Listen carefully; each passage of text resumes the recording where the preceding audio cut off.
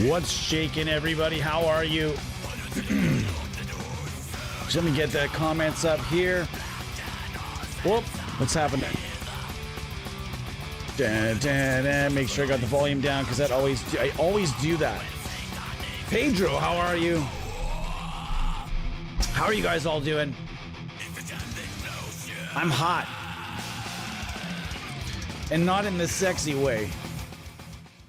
As you notice, I'm sporting my tropical tank top today. Because outside is what we up here in Canada describe as a bit of a spicy day. It's actually not even really approaching like super like spice territory. It's okay. It's just like I'm not what you'd call a tropical person. I'm not in any way, shape, or form a tropical person. I'm not, never will be, never have been, never been a fan of hot temps. Never. Not ever. And even as a kid, I'd stay inside on days like that. Because I don't like heat. I don't know what you want from me. Oh no, is this seriously? Are you pulling this shit with me now? Oh, I might need a battery delivery from the champ. We might need a battery delivery during the stream here. The missus is gonna be so happy. I think I might have an extra one here. I'm not sure if this is an extra one or a dead one, but we're gonna try it in just a second. The battery was fine in this thing yesterday. I know, because I used it a whole bunch yesterday because I put this guitar together yesterday. This is what's known as the barn shredder. This is what you'd call a home build. Parts that were not meant to go together. We're going to be discussing home build guitars and how you guys can do it yourselves. If you're here in the chat, by the way, don't be afraid to say hello. My name is Tyler. Welcome to the AmpSim universe and the AmpSim show. This is what we're calling it. We're just going to come back, put everything together and let you guys know this is going to be basically everything's going to be called the AmpSim show. Basically. And then we're going to be doing some pre-recorded stuff that I'm going to start working on shortly. I've got some, now that I have a bunch of extra time. I'm not going to lie to you guys. My first week off of work for the summer, I do nothing but nap. And that was the case for this week. It was just like Napsville, man. Napsville around this house. It doesn't help when you have a bunch of cats that are just like, hey man, what are you up to? You want to go for a nap? Obviously, they're not really talking. But if you're a cat owner, you know that face when they look at you and they're tired and they're like, man, you know what would be awesome? A nap. And you're like, oh, I'll take a nap with the cat, you know, just and lay down with the kitty cat. And it's a nice summer day. It's easy to do that. So if you're in the chat, by the way, let me know that the chat is working. I see Pedro has said hello. I'm going to introduce you guys to the Barncaster. Not the Barncaster, the Barn Shredder. The Barncasters are very common. If you're not sure what a Barncaster is, literally, it's a huge market of people out there making Telecasters kind of out of barnwood. What they're doing is they're using barnwood and they're making, you know, obviously they're gluing it together in some way or shape or form, planing it down. Or they're using barnwood for the tops, or they're just making it look like barnwood in that they're using a regular like pine body and they're weathering it in some way to make it look like a Barncaster. This is I'm pretty sure it's pine. And I got the body from eBay. The neck, I have no idea where I got it from, and I can't actually recall at the top of my head. I got all the parts prior to COVID, and we put this guitar together. I put it together with a friend of mine, and he's like, dude, these parts are not really meant to go together. I was like, why do you think I brought it to you? You know, obviously, if these parts went together, I would just do that, right? But there's two ways, and we're going to talk about a few different ways you guys can do home build guitars for not a lot of money. This did not cost me a lot of money to build. This is quite affordable. So I give you guys a good, and I'll tell you guys how this came to be. Give you guys a good look. If you notice the look, you can tell there's a bit of spray can Dan going on this guitar. But this guitar, all said and done, didn't cost me a lot of money. The pickups, they cost probably more than I paid for the guitar, like the body and the neck, etc. How's it going, everyone? Flaming Eternity. What amp sim would you recommend that isn't very CPU intensive? For starters, hold up. Welcome. Flaming Eternity. Is that your band? I'm assuming that's your band. You're on your band tube right now. Is that the deal here? Or is it like your solo project or your band or something to that effect? Cool, either way. It would be, if it's not a band name, it should be. And if it's not, I would be actually kind of surprised if Flaming Eternity wasn't a band name already. All right, so Eddie, what is going on? Pedro, yo, Eddie. Okay, so not CPU. Okay, so when you say that, it could be, we have to ask some other questions. Are you saying that you're using a lower speed machine? Is that what you're saying right now? Is that you're using a lower speed machine, or are you using a higher speed machine, and are you just looking for something that's in general kind of low on this on the intensity? Second, I'm going to ask is this for metal? Is this for rock? Is you want it to be sort of a Swiss Army amp, but capable of doing a lot of different things? I have to ask questions. You know, it's what you just asked is great. It's a good start to what we're going to get to, and we're going to try to get your questions answered. Everybody, myself and Eddie and Pedro are all very capable of answering your questions, and so we're definitely going to be able to get a conversation going on this. Now, we're going to build a chain, and we're going to start by the forbid symbol. I've already got it kind of tuned up here. This is based on the Randall. The Fortin sigil. I say Randall occasionally. For some reason, I say Randall when it comes to Fortin, because Fortin was working for Randall for a bit. So maybe that's the reason in my head that makes sense to me. All right, so let's see how the barn caster here, the barn shredder. Let's think. What's the most hick yokel tough, like the tough hick yokel name you guys can think of? We'll just name it that instead of the barn shredder. The barn shredder. That sounds silly. I'd rather just give my guitar a name and like a people name. That's fine. Okay, let's see what we got here. Okay. Okay, that's a bit, a whole bunch too much level there. Hold on.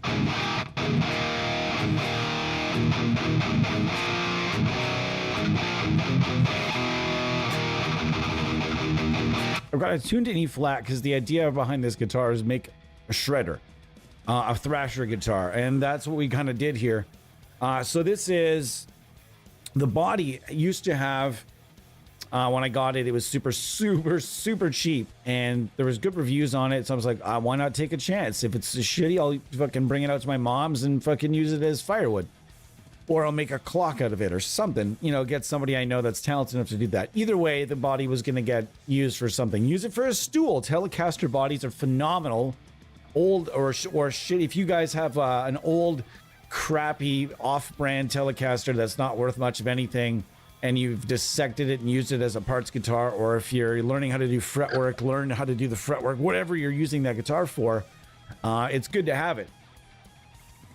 But if you have one sitting around, you can actually use the body to make a stool.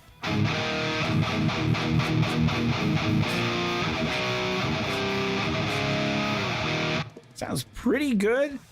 I'm having a little bit of a time getting the pickup set up exactly how I want to do it. And these pickups are not really wanting to live together in the same instrument. And cat hair, get off me. I hate it, and you guys can see it, and I've actually seen it in the video playback where you see a cat hair float through and just like come right through, right for me, come right for the sniffer. All right.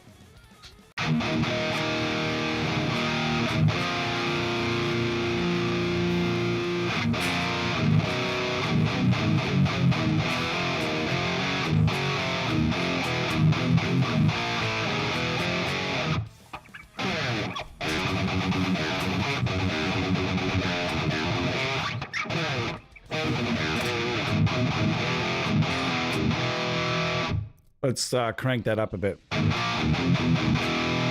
Do I have a stomper going here? I have a stomp going. Neat.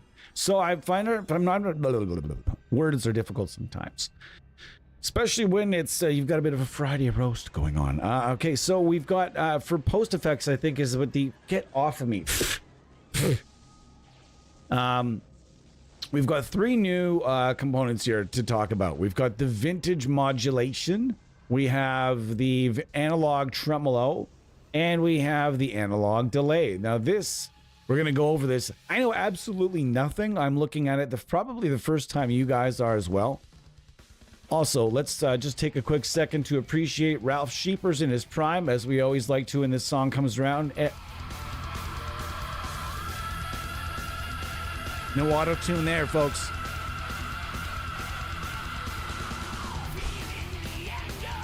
Yeah, there's no auto-tune to save you there, folks. Ralph is layering on some of the tune on some of the newer Primal Fear stuff, but the dude is like 60.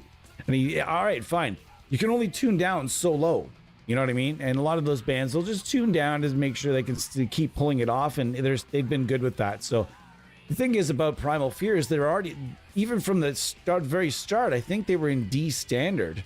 Or E flat or D standard. I don't think they were ever a band that was in E. So like, how low are you really gonna be able to go if you're already doing your stuff in D, and you have to go down? Like by the time if they're going down like say a full step so they can hit the stuff, that's going down to C, and they do that live. A lot of bands are doing that just to make sure the singers can still keep up. Not fucking Iron Maiden.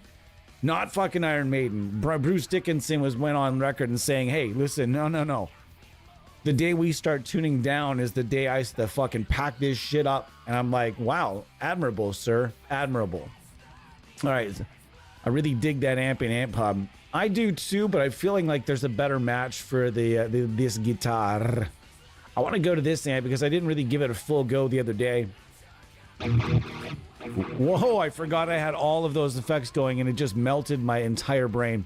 All right, so I don't know anything about this. I know that this is the brand new deal here. Why are some of these? Oh, I see. Okay. So it gives you ensemble. What's an ensemble? Is that I don't know. All right. Clever name, or is typo or clever name? Is this something different? I don't know. In any event, what's going on, Bo? How are you? Eddie, how are you? Everybody, hi. Thomas. So I didn't see if flaming. I see. I'm sorry. I did read. I have a pretty underpowered laptop. I'm really sorry I didn't catch that the first time. I just read the first part of your question and just kind of went with it. Okay, so I need to know: are you cat hair again? Braid my eyelash. It's like I come over here and my cats have been sitting in this area, and all of a sudden just. But I gave my whole workspace a nice cleaning yesterday to motivate me to work more here, because I've been a little bit quiet lately.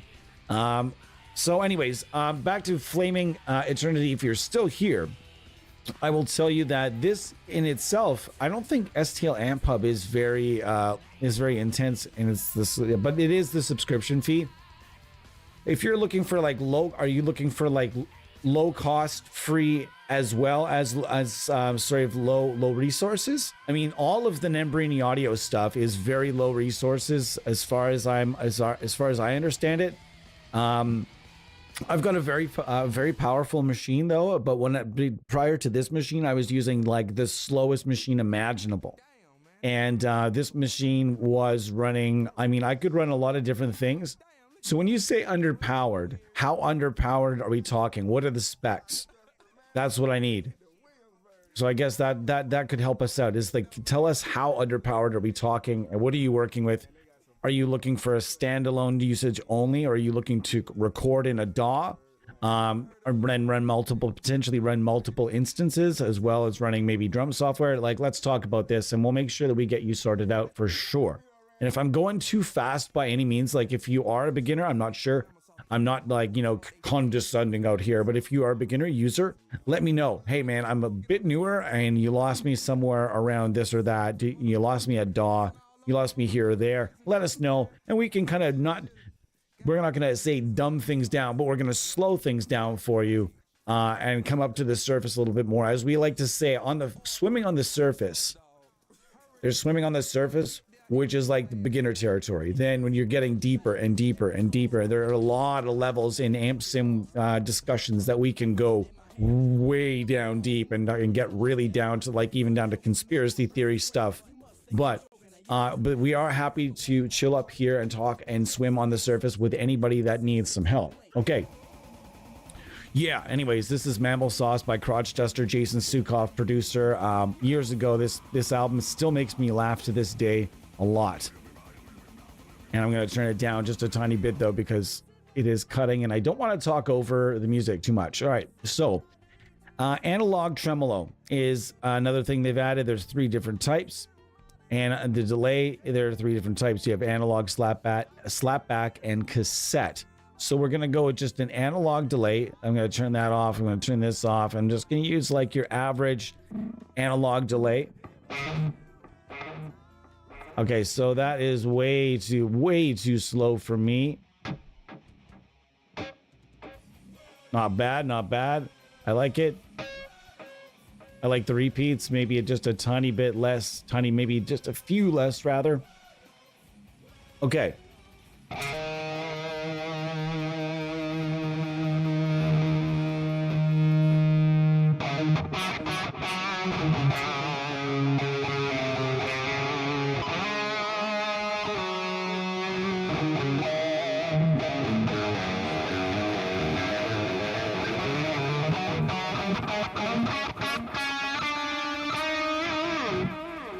Not too shabby. Not my skills that are that, but not too shabby. The tones are sounding pretty good so far. And we haven't even begun to switch to go to work with the settings on this amp because it kind of surprised me that things were all like kind of fucky McFucky there. Okay, so we're going to bring that down because I had to bring the channel volume up.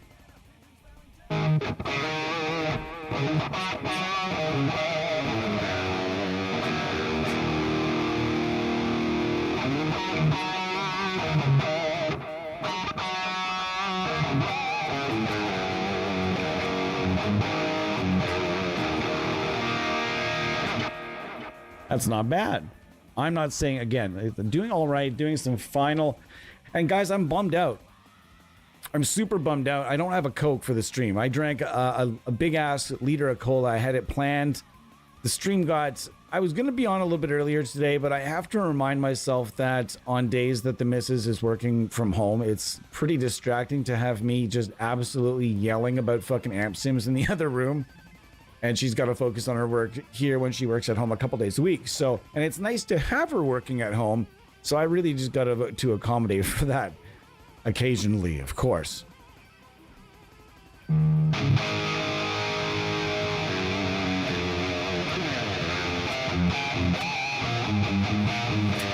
Whoa.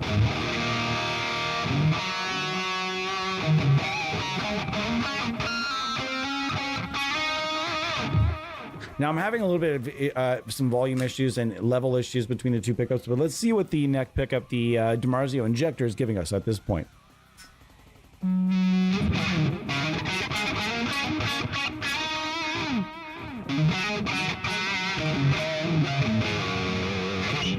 Not too shabby. It sounds pretty good. It sounds pretty good.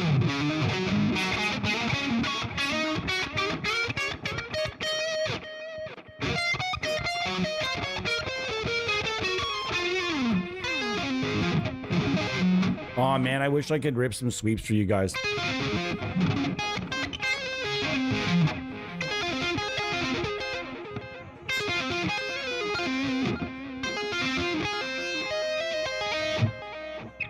Guys, I said I was going to practice some sweeps for you guys. I failed that. I didn't do my homework here.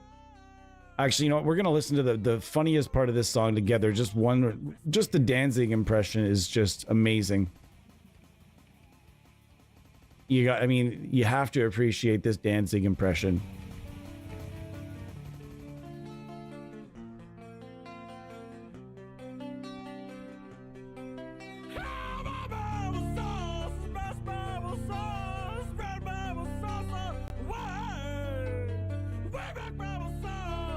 Anything that makes, I mean, I'm a huge fan of like the early and even like middle era Danzig stuff. The guy can sing his ass off back in the day, but man, he's turned himself over the years. He's turned himself into a bit of a meme, you know, a bit of a joke.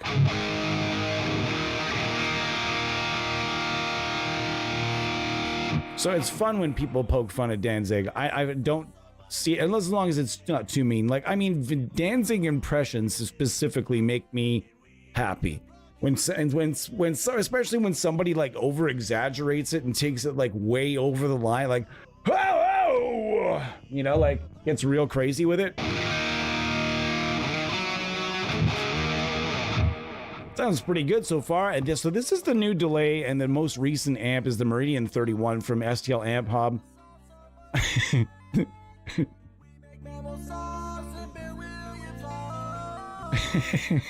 This is Crotch Duster, by the way. You can find this on Spotify. It's a really old album that Jason Sukoff did with some friends. I think there was a dude from Cryptopsy involved. Was it Cryptopsy? And there was another band. I can't remember the name of the band. I gotta find. They had a really rad death metal band. Him and a bunch of like guests as well. And he's a terrific producer that's known for producing Trivium and geez, I mean the list of, I would do him an injustice by naming the bands. Jason Sukoff, Suecof, and go check him out and see all the stuff he's done, and check out Crotch Duster. It's a lot of fun.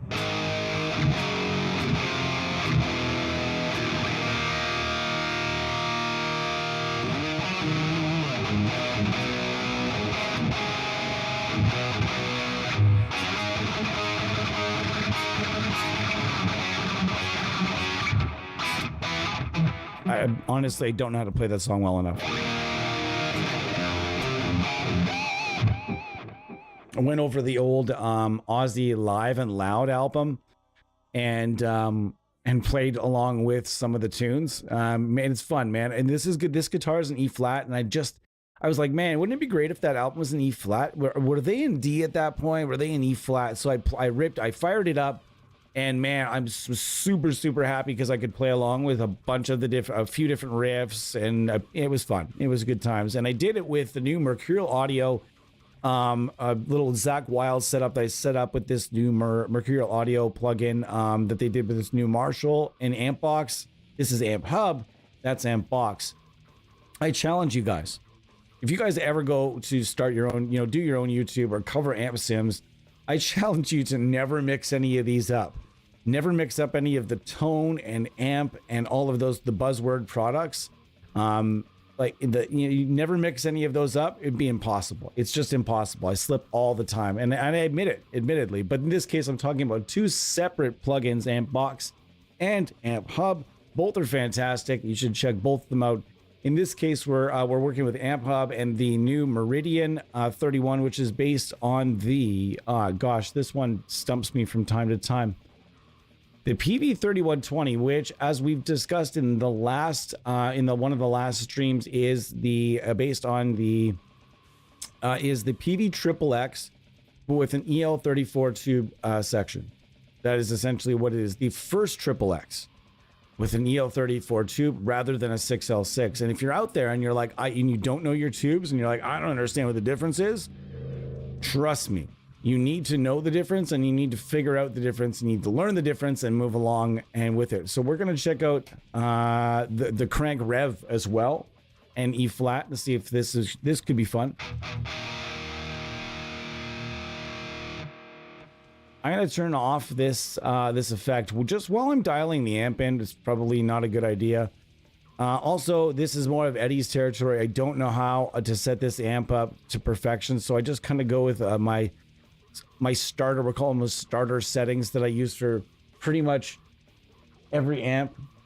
I can smell someone's barbecue in the neighborhood. And man, when you're really hungry and you can smell someone's barbecue and you're just like, man, that is just super unfortunate that I can smell your food right now, dude.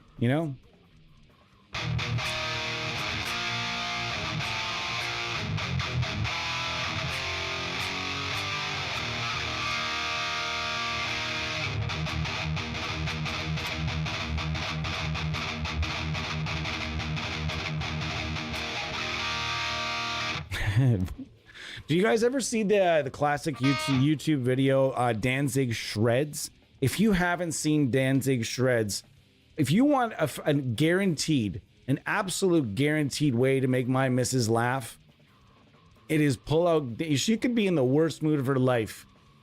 If she want to kill somebody, not actually do it. Calm down.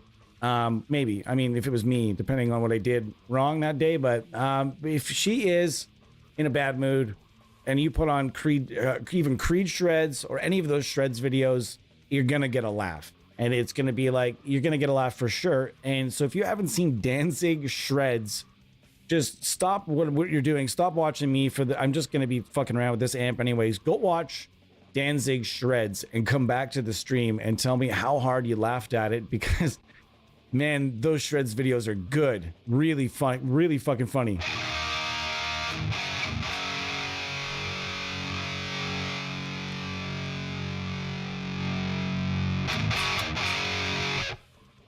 Sounds pretty good.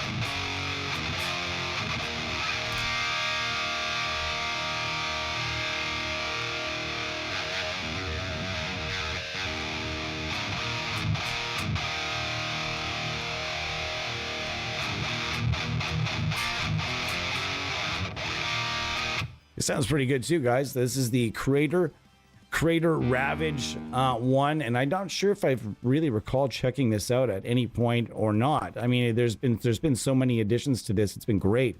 This is based on the Crank Rev first edition. The Crank Rev one.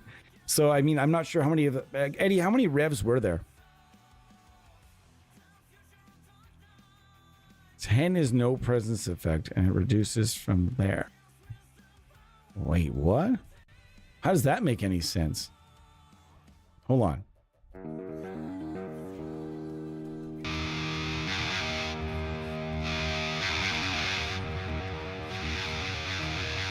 That sounds way better, actually.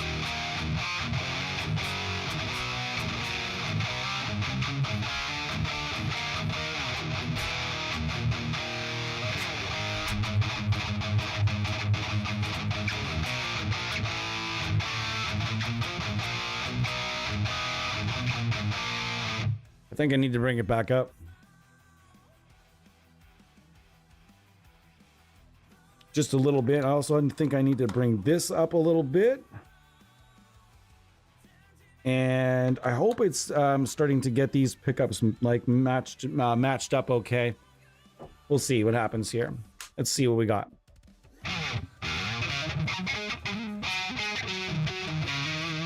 You can see it, just like how much less like output it's got, but we'll figure that out at another point.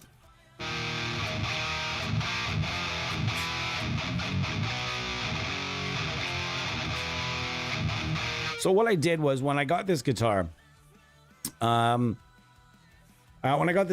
was a Rising Sun decal, a sort of like a loose, someone had done some sort of graphic on it somehow. It was just a Rising Sun graphic, and not being 100%, I mean, not everyone knows everything about history, and I was informed that, hey, listen, if you're gonna make a guitar out of that this the Rising Suns, you should look into that, because it's not overly superb. You know, you should probably look into that.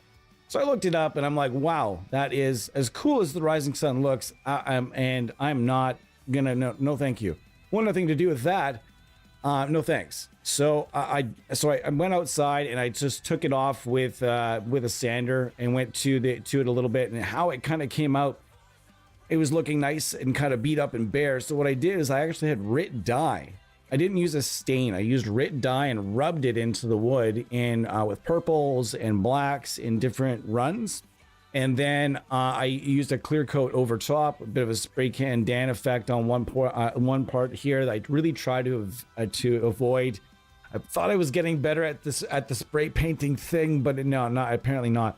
So it worked out okay. These are not actual fret markers in the sense they're not like actual like inlays. These are just painted on. This neck was very, very cheap as well, but the frets were nice, and that's why I bought it. Is that the frets are actually quite nice, quite phenomenal for a lower price neck, and so it all came out looking pretty fun, way better than the graphic that was on it before. Everything looks pretty good, and I'm pretty happy with all it. You can even see a knot at one point in this body, which is pretty cool. I like being able to see that. I like the imperfections. I love the Barncaster look. So here we go. So what do we got here? We have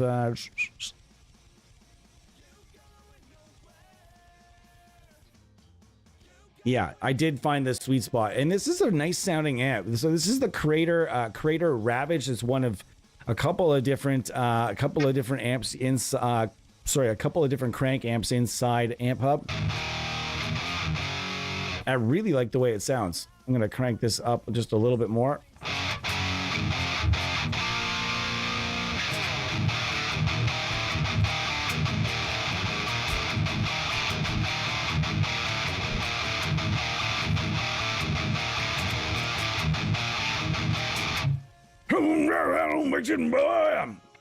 If you ever heard that song, you know that was a perfect impression. I actually don't. It's super funny with me. I don't know what it is about my brain. What we got going on? I hear sirens and somebody yelling, which on my street you might think strange, but on my street is very much not strange. Man, you guys, if you tune into enough of these streams, you're gonna see some shit. You're gonna hear some shit going down in the parking lot across the street from my house or on my street.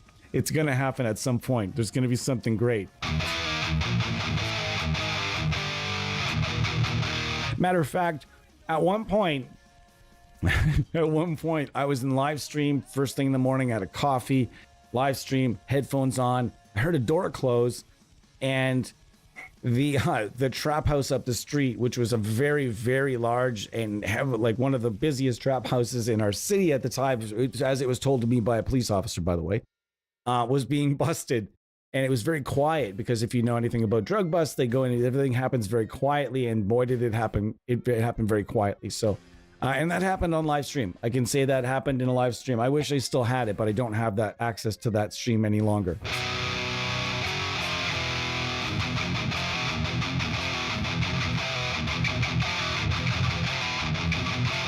Yeah, let's try that, Ed.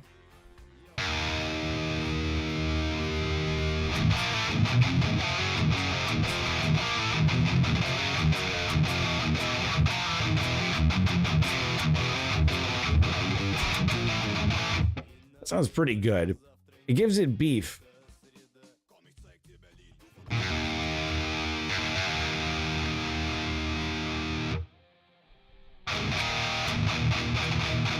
That sounds great, but what happens is scooped. Oh yeah, the scream is the scoop is where it's at. I'm not gonna even try playing any Pantera riffs, because when I do that and Ed's here, like I know that I'm secretly being judged. I'm also really bad at playing things as like right down to the numbers.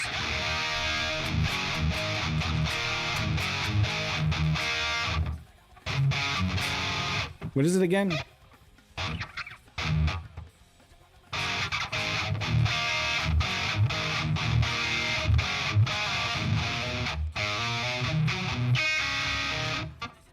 I find that riff impossible.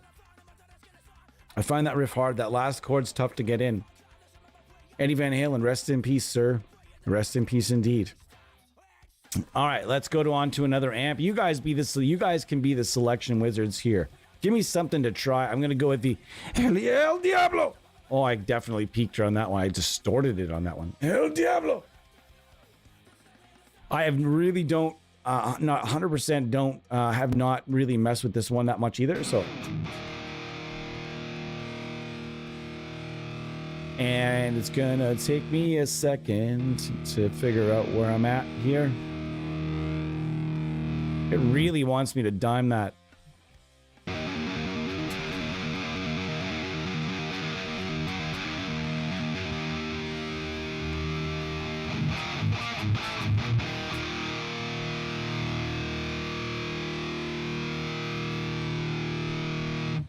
El Diablo. The Forbid mod? Fortin mod.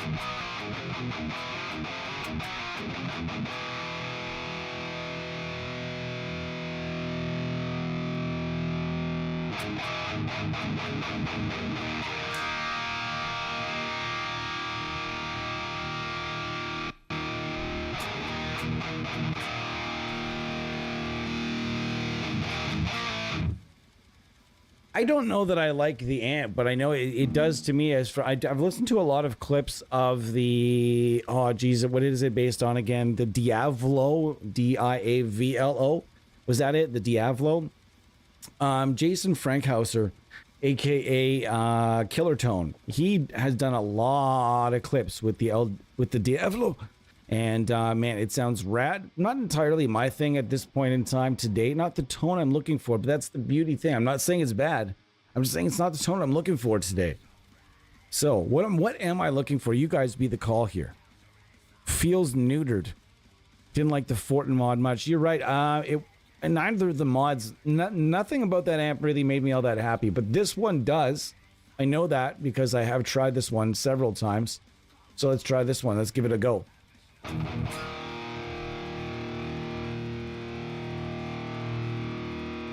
I mean, yeah, I want the bright. So with this amp, you gotta remember volume is gain.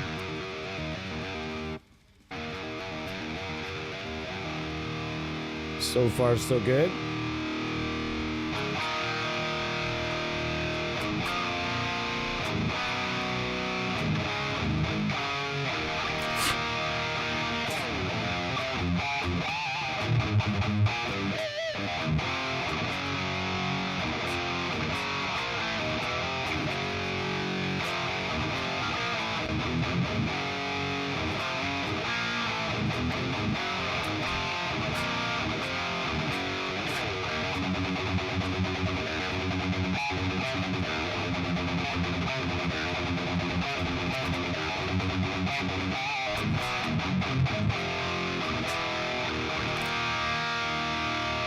I'd like to tighten this up a little bit somehow, but I'd like to be able to tighten it up somehow.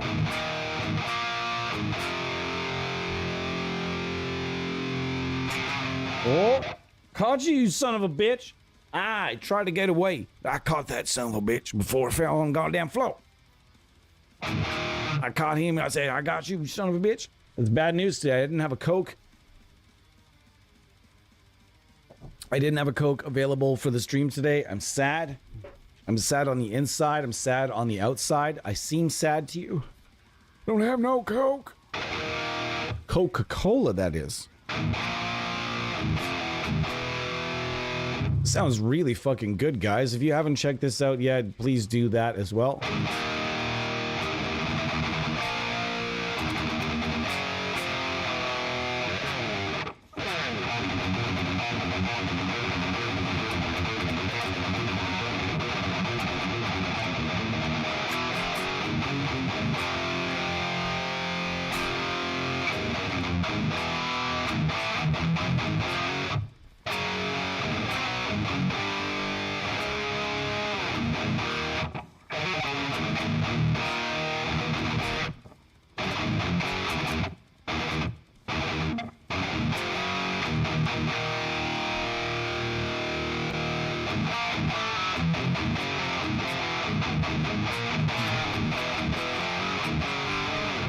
That's pretty decent. This sounds good. I like this amp. It's based on the PRS Archon 50 watt that came out. It's the V2. It came out and it was basically like an import made version, a 50 watt version, an import made version of the Archon, not to be confused with the OGs. And trust me, if you're on amp forums anywhere, anybody that owns like the OG, like the V1s, like the silver plate across the front, they'll let you know that they have the original, not the import. They will let you know like that there is,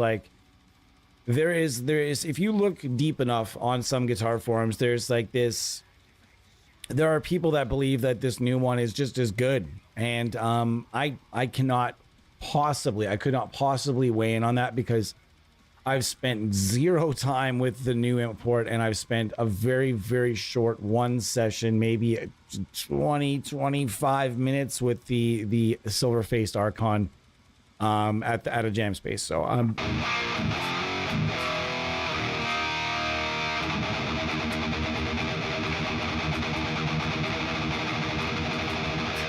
I want to see what happens here if I get this closer.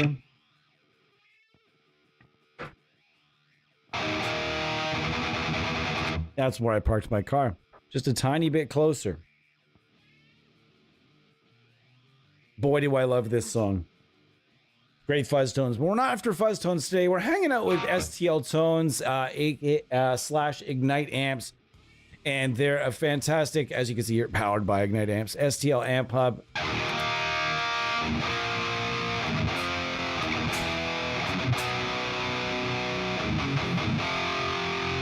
Okay, so because I beefed up, I need to take that back.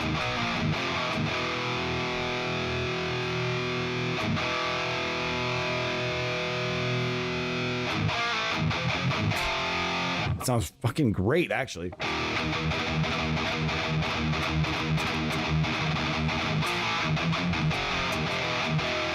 Let's go back to that delay and check it out again.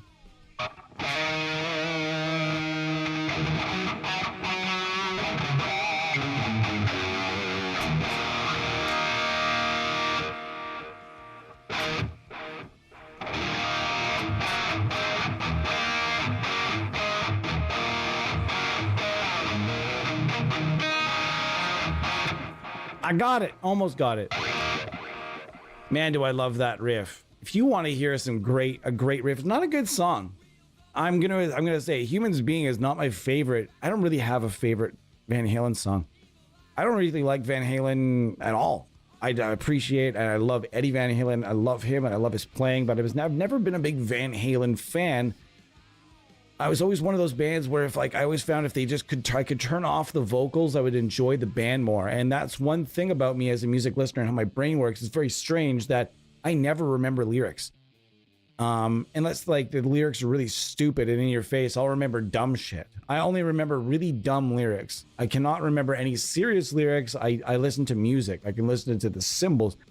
I listen to everything to do with the song, everything musically to do with the song. I listen to the production. I listen to the amps. I listen to everything. But I just somewhere in that, I just don't care about, as long as the singer isn't distracting me from the music, I just don't care. Often just like as long as the singer fits the mold and the singer is really good, unless it stands out as a fucking great singer, it's when they stand out as bad singers. Like, in my opinion, all of the singers for Van Halen, I just don't like any of their voices. Gary Cherone, the only singer they ever had that I could stand his voice, they had him for like fucking 2 minutes and he was gone.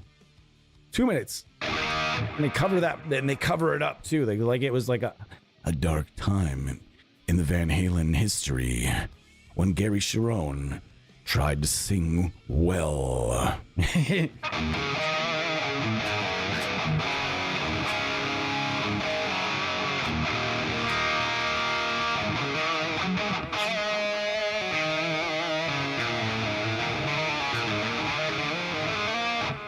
Not much of a shredder, guys, but you guys get it. The delay is good. And we'll try the slapback feature. Obviously, this is not what I have it set up for. So, I mean, I'm not going to do slapback right now because I'd rather just have like, it's not the tone I'm looking for right now.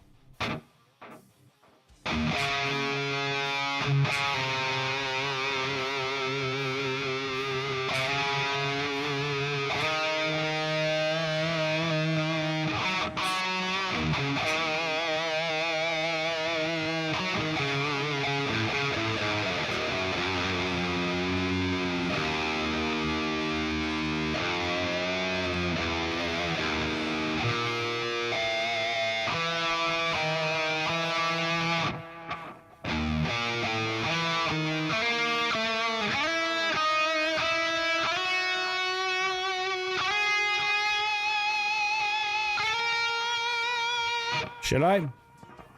Fine.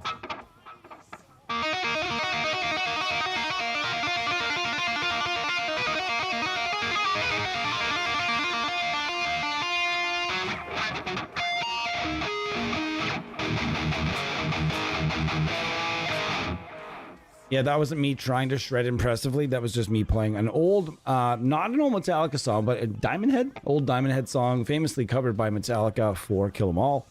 Am I Evil? Oftentimes people do think that's a Metallica song. It is not. It is not. There are some Metallica songs that I would even call Metallica songs. After Dave Mustaine left and they kept a lot of his riffs, I'd arguably say that some of the old Metallica stuff was just Megadeth stuff that had that came out under a different name with somebody else singing it. Controversial views here. We have. What do we got here? Man.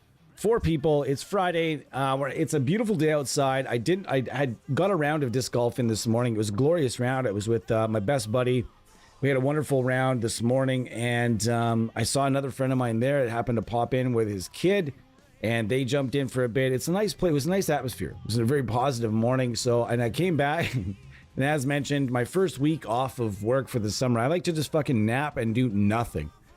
Nothing. Even my brain's like, you should be doing this, and the rest of me is like, nah. And then my brain is like that annoying, like, hey, and then the rest of me is like, nope. But hey, we should do that. Nope. But maybe we should, we have that list. Nope. But what if we do? Nope. Just nothing. There's nothing I want to do. I just want to nap and do nothing. And I don't know why. It's a complete waste of a week off. But here we are. Nonetheless, I'm going to be streaming a whole bunch more starting this weekend, probably. And going into next week and the rest of the summer. I'm going to be streaming a lot more, doing a lot more of the AmpSim show. And just doing our usual thing where we chit chat, we go over different plugins, we answer questions, we talk about gear, we talk about things that apply. Now, the AmpSim universe doesn't just mean AmpSims, it means the things that surround AmpSims as well. And one of those things is, truthfully, is a home build guitar or home guitar repairs. Because let's be honest, most AmpSim users are not super rich folks. Most of us are not rich folks. I mean, sure, there are some people out there that are rich folks that are using AmpSims as well. But I mean, you get what I'm saying with this, right? There is a certain crowd that I think that buys AmpSims that could very much, learn a lot from learning and save a lot of money by doing a lot of their own small repairs and their own guitar maintenance. Doing a home build really isn't as intimidating as it can be. If you shop at a place like, for example, if you want to go premium and you want to get a guitar that's going to last you a very long time and actually have some level of resale value, going Warmoth, Warmoth.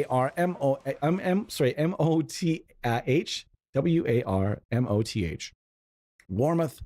If you go Warmoth, I'm not sure what the European equivalent to Warmoth would be, but going Warmoth means you can spend a lot of money. You can spend even just on you buy the neck and you buy the neck and you buy the body from Warmoth. You know they're going to go together, and that's one thing. They'll make sure that if you're buying a neck and a guitar together, that hey, if it doesn't fit, they're going to let you know, hey man, did you know you just chose two things that do not fit together? And you'll be like, no, I didn't fucking know that. But like, maybe you don't know, maybe you do. So they'll let you know these things, or you can email them and be like, do these two things go together with ease? Are they meant for it? If you're not, or you can just look at the measurements. But if you're not savvy with that sort of thing, you can just reach out to them and be like, this is what's going on. That's what's going on. And they'll help you with it. And I don't have a lot of experience buying full-on guitars from them. I assembled one full guitar and I have one neck. But I still have the guitar I no longer have. It was a Strat, and a friend of mine really wanted to finish it. I didn't have time, and he bought it off me for a good price, and he finished it. You're gonna get a guitar that plays like say you were to spend $1,000 at Warmoth. You're gonna get a guitar that, if you do everything else correctly, is gonna play like a $2,000 guitar. That the components you're getting for say $1,000 there. It's roughly going to play to double the cost if you do everything right. And you can cut costs in certain areas of your assembly. Don't cut costs on your pickups. Try not to cut any costs, to be honest, when you're doing a home build. Just save a little bit extra, go a little slower, go a little stretch, do it over a long stretch of time. A lot of people do it over a year, where they'll just be like, okay, I have some extra money, I have some extra time, I'm going to buy the bridge this weekend, or for this weekend they install the bridge, and next will be this, and then they put it on their list for the next time they have some extra money. That's the way I do it as well. This guitar sat around doing absolutely nothing for a very long period of time before I decided to pick all the different parts up for it. These tuners were sponsored from a sponsor. I had a former sponsorship from Graphtech, and I had these laying around from those days, so they went on the guitar. These are fantastic tuners called ratio tuners, and they really do stay in tune quite well. They're a locking tuner. It's quite a large profile for what they are, but they're basically geared for the different strings as you go. So you have to make sure you put them on the right order, or else you're going to kind of fuck things up as it would be. So Now we have tremolo, and I don't be honest with you guys, I don't really like tremolo, so I don't really. I mean, it's gonna go blah blah blah blah blah blah blah, and it's here we go. It's gonna do the. That's the pump tremolo is pretty cool though. Okay, I'm surprised already.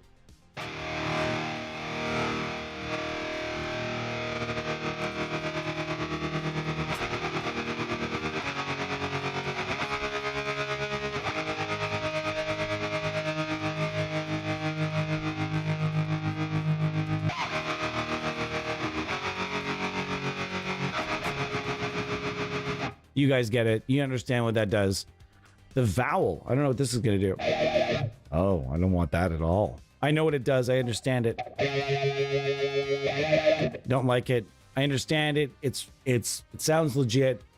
When I say I don't like something, I'll be specific because I'm not always saying this is done poorly. This was probably done really. This is Ignite amps. They don't do anything poorly. So yeah, it was done right. I just don't like what that does. We're all capable of not enjoying effects. Pump, however, let's explore this a bit more.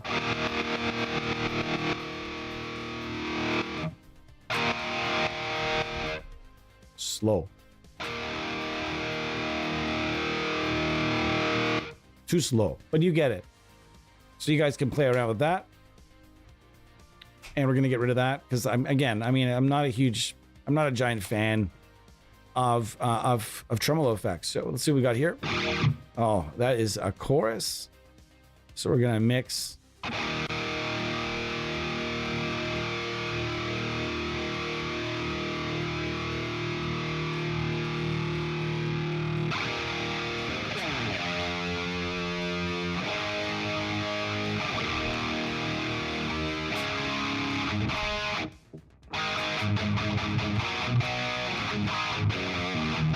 All right, so it's got vintage modulation. It's gonna have, okay, so we've got Juno.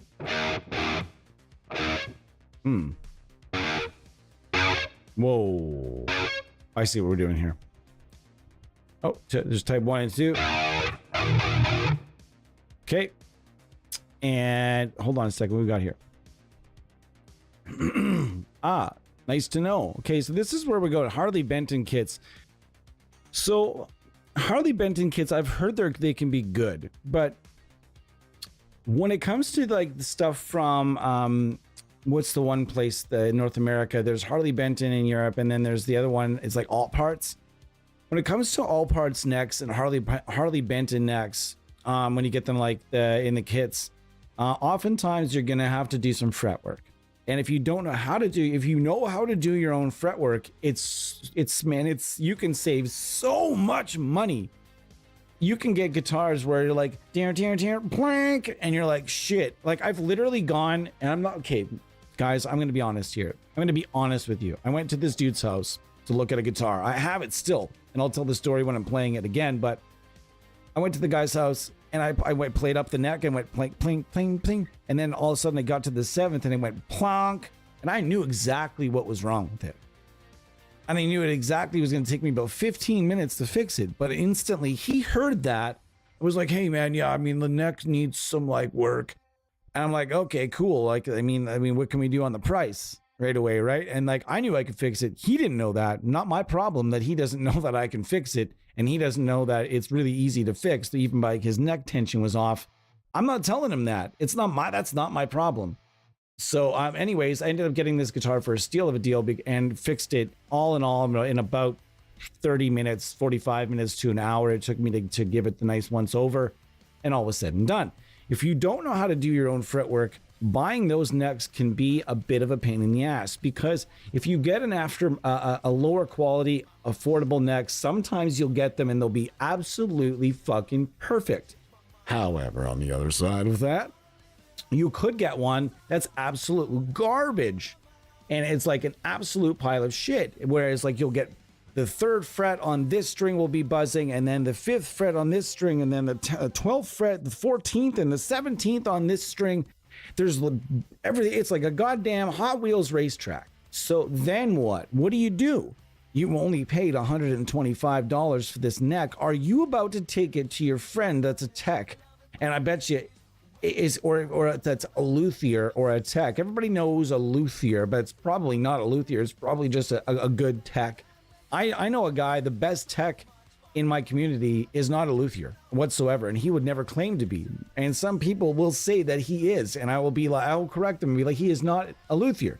He is a very good and a very experienced tech, but he is not a certified luthier, and he would be the first to tell you that. However, what I'm saying is here, you're going to bring that neck to somebody who's going to charge you probably, depending on if, like I said, there's buzzing spots all over the place, that's going to be a couple hours of work.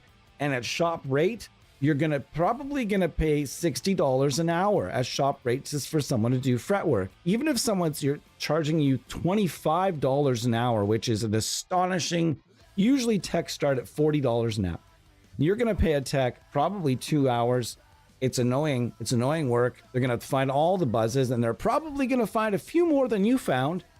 Okay. And then you're going to end up paying that guy, gal, whoever it is, that person, they, them, you're going to pay that person probably $150 to $175 to fix all the frets on that neck. Is it still worth it? Or should you have gone to Warmouth or one of the slightly higher companies to get something a little bit nicer where you're not going to be able to have to do work on it? I know I can do that work.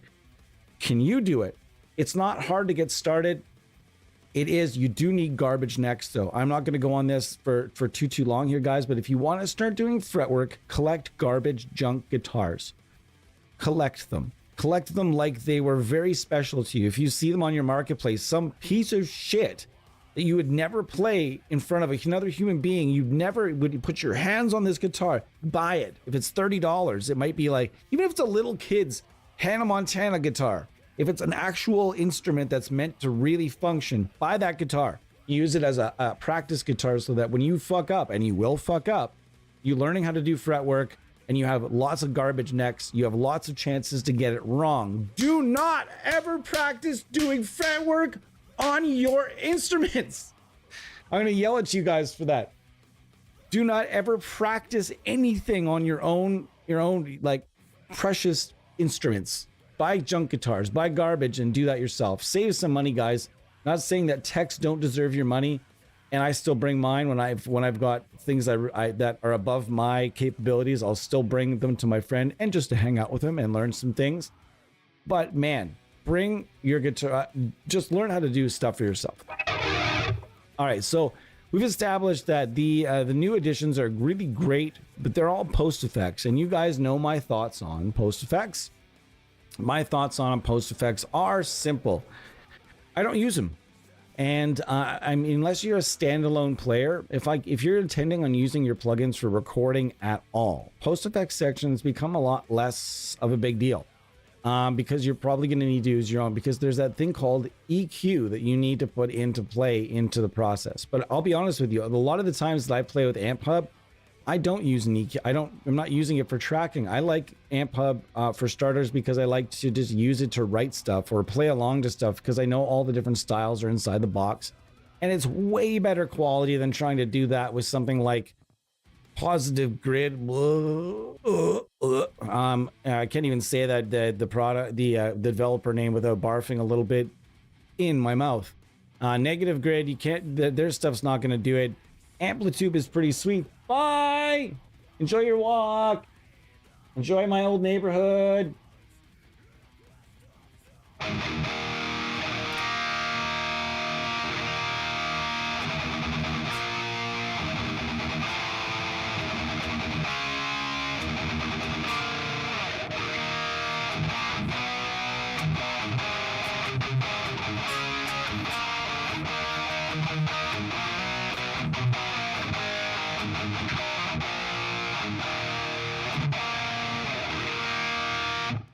Man, this guitar is fun to play. It plays like a dream. And all in all, I think I've probably got maybe $300 total into this guitar. $300 Canadian, maybe $400 tops. The pickups I had laying around from other stuff that I had either taken apart or stuff like I had wanted to, bought and tested and whatever. So I guess you can put that into the equation, but I didn't have to buy them for the build, we'll call it.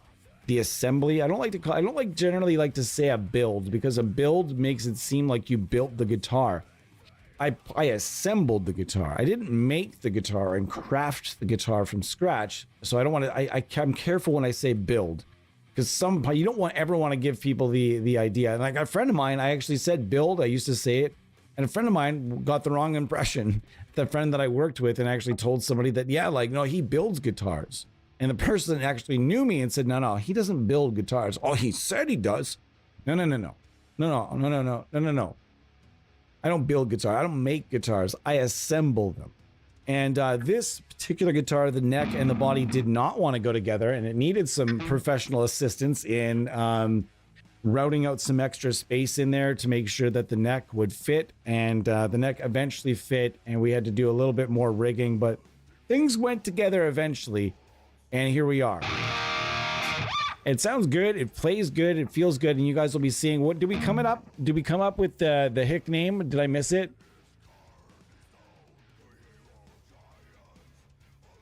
And guys, I have great news. You guys might be thinking, hey, listen, did this whole NAMM Universal thing, was it all a ruse? No, it was not a ruse. We have a beta that should be with me in the next couple of days. We're just tweaking some things before we get moving on things.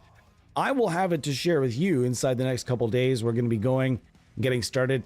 As soon as I get it, I'm not going to go straight into a session. I'm going to take a couple of days and get used to all of the inner workings, create some presets, and get started and really build some things I can showcase. And I'm really, really excited to be able to bring it to you guys and all the other guys in the group here. It's just been a real team effort.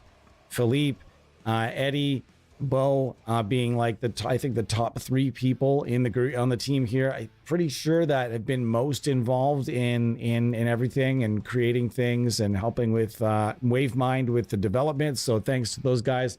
It's been a lot of fun. Freyskin, by the way, I forgot to say hello. I know you're here. Really? I have the full Monty for they were nice enough to give me the everything bundle, or the max, what they call it, the amplitude max.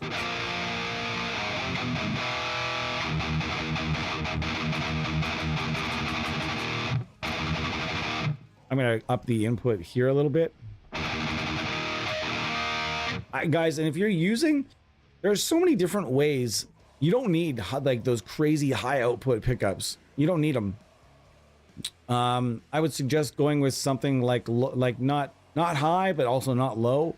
Going with like a nice medium. This is by the way, the pickups in this guitar are DiMarzio Evolution, as a Steve Vai pickup, and this is a DiMarzio Injector, which is a Paul Gilbert pickup. And I'm having a bit of a tough time getting these pickups to level off, so I'm gonna have to kind of keep experimenting with them a little bit and kind of go from there.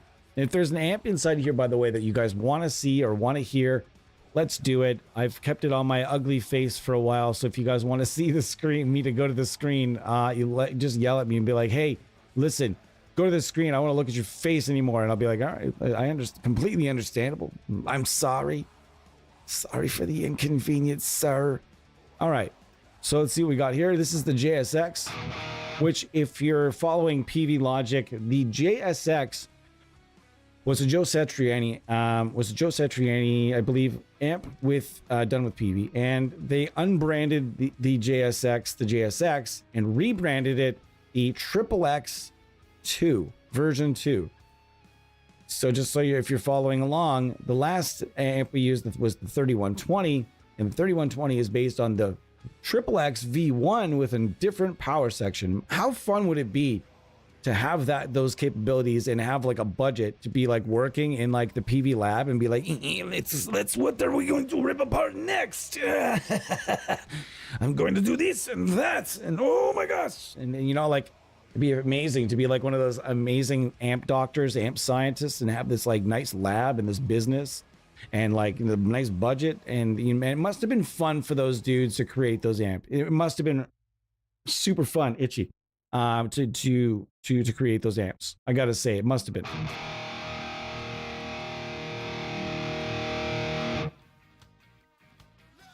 Left 4 Dead.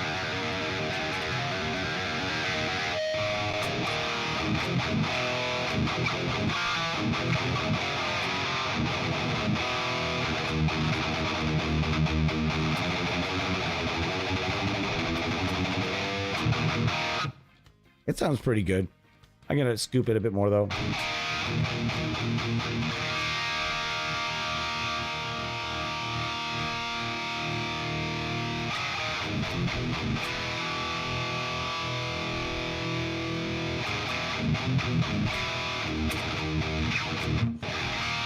It also sounds really good.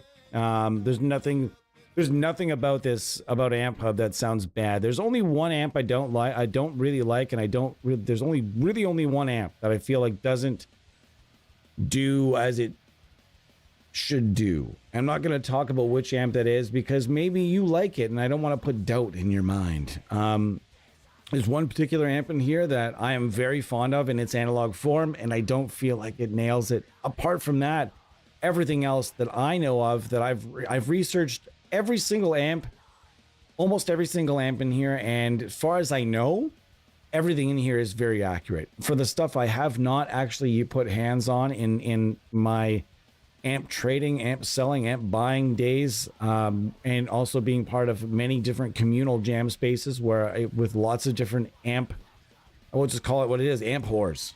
It's people that are amp sluts. People that are constantly gear sluts, people that are constantly just buying and selling and trading gear.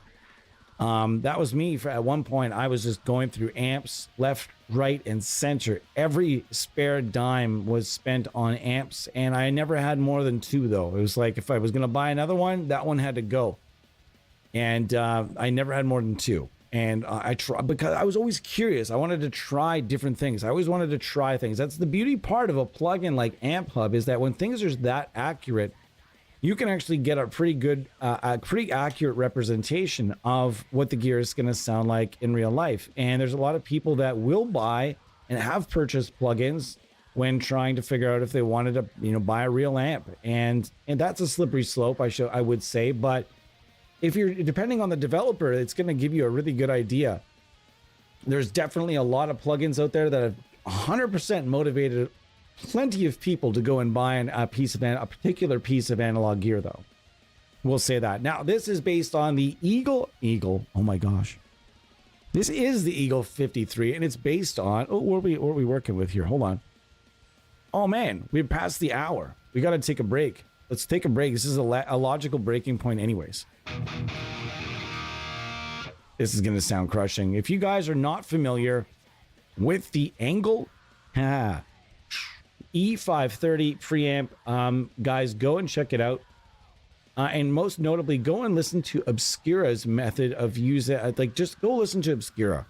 They use this particular setup right here, and man, they don't use it's amazing, actually, how little gain.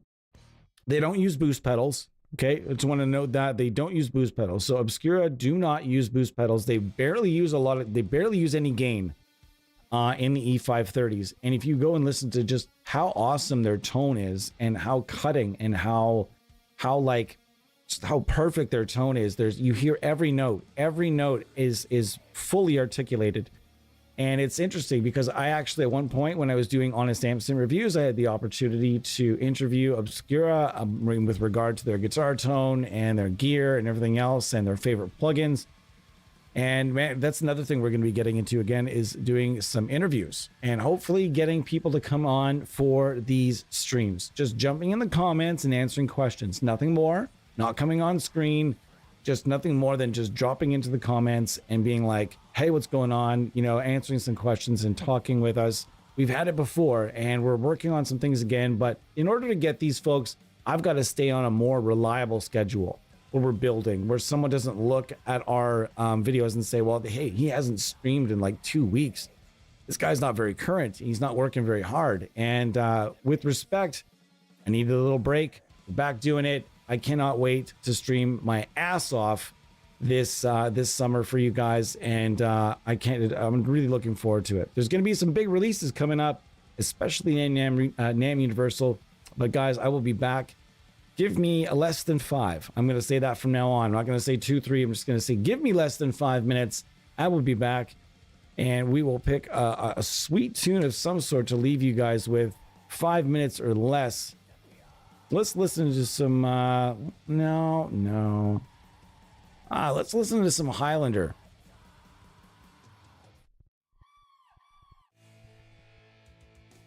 Man, if this song goes great places. See, like I said, you guys are going to hear sirens. All right, guys, give me less than 5, okay?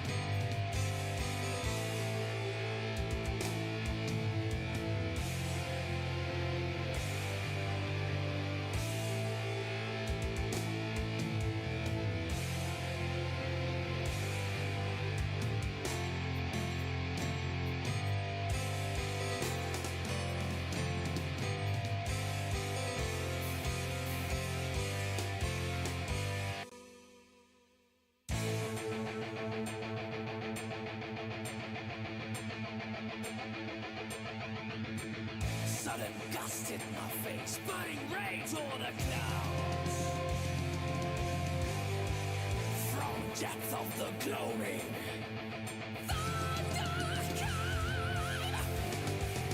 On mountain ascent, when lightning reached out for him, enchanted my eyes. In magical rhapsody, on mountain I watched him as power filled up his face, surrounded by dusk. As the rain from the heavens was falling.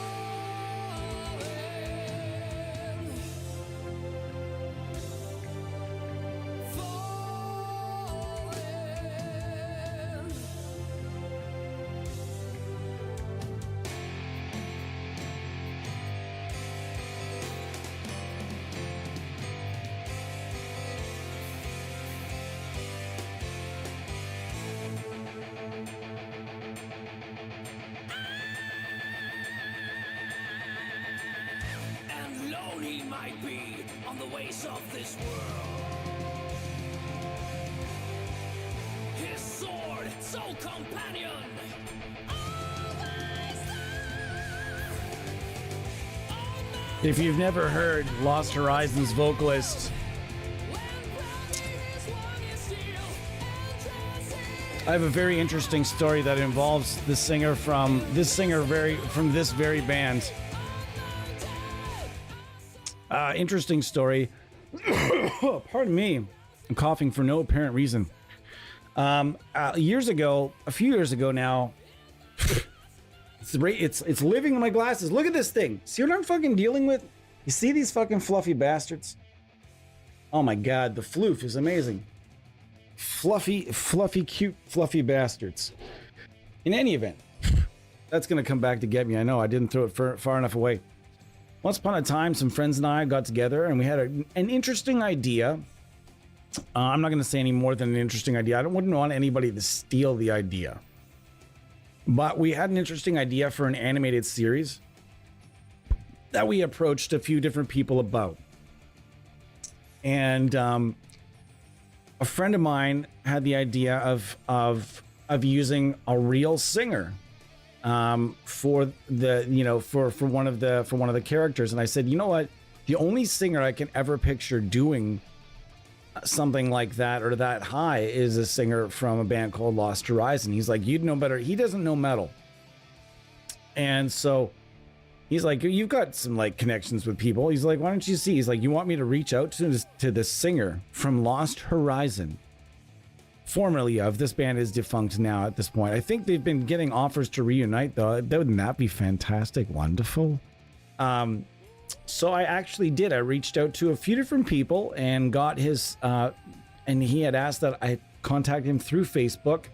I contacted him and, yeah, he actually said that he would voice, depending on the project, he would voice this character and for this, just for the singing parts. And he said he would do it.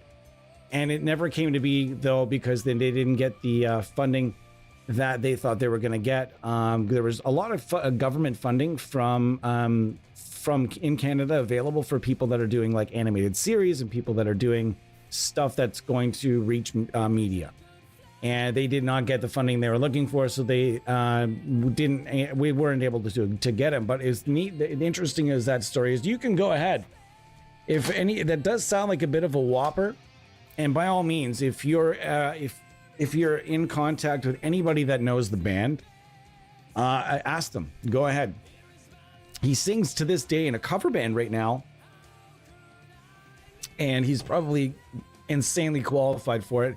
And if you're wondering, if you don't know who Lost Horizon is, there's one part of this song that was used for a famous clip. There was an anime character that's like smashing buildings, and gosh damn it, it was another fucking hair. In my glasses, I can see it. I'm losing my mind today. All right. So, anyways, you guys might know this clip here. Where is it?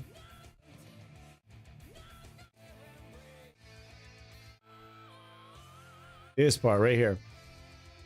So it was this part here, to an anime character smashing a bunch of buildings. Maybe you recognize it, maybe you won't. It's on YouTube, millions of views.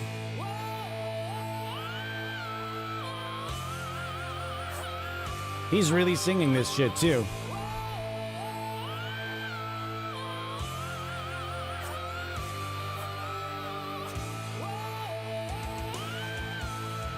Jesus, look, I get goosebumps every time. Jesus, can you imagine being able to sing like that and just being in a cover band? Oh gosh. But that's the thing, it's not for touring and doing festivals and shit isn't for everybody. Sometimes people just want to sing and play in small bars and work a quiet and do nothing. Not say do nothing, but work a quiet life and not be part of anything like that, you know? And they just want to be like, I just want to do my thing, still get the, be creative, still get to fucking use my pipes for good, for metal and for good. Yeah, hell yeah, dude.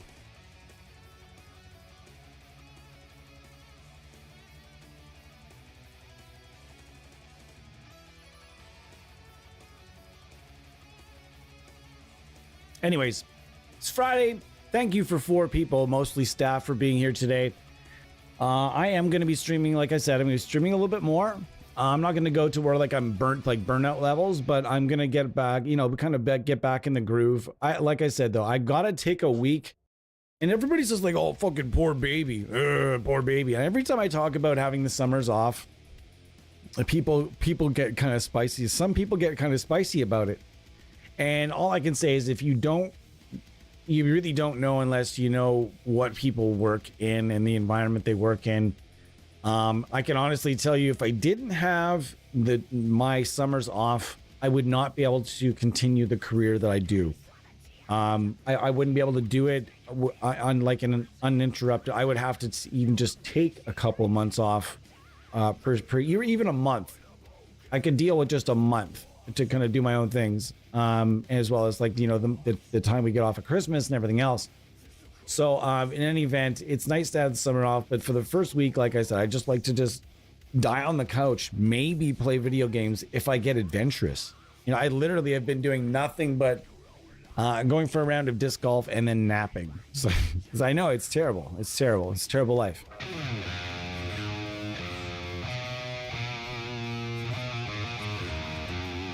All right, that's going to be the riff of the day. I'm not saying you're going to win a prize, because you're not going to win a prize. But if you guess the riff of the day, you're going to get a high five from me. And if there's a prize available on that particular day, you will win it. But today we have no prize available, but I'm going to play a riff. And if you guess it, you're going to get high fives from me and probably from the guys as well. And here is that riff of the day. That's not the riff. Let me get the volume up here a little bit.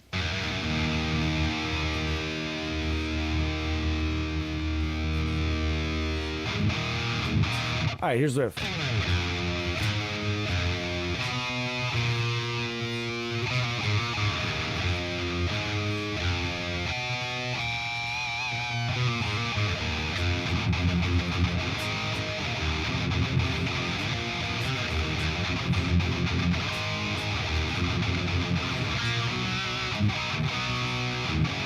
I only butchered that second part.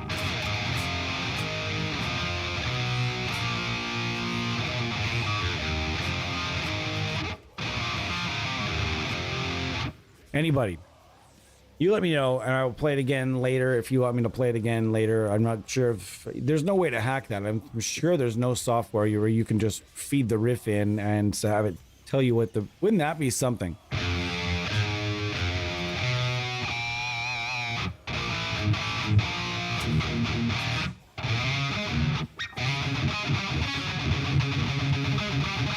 I'm gonna unboost it.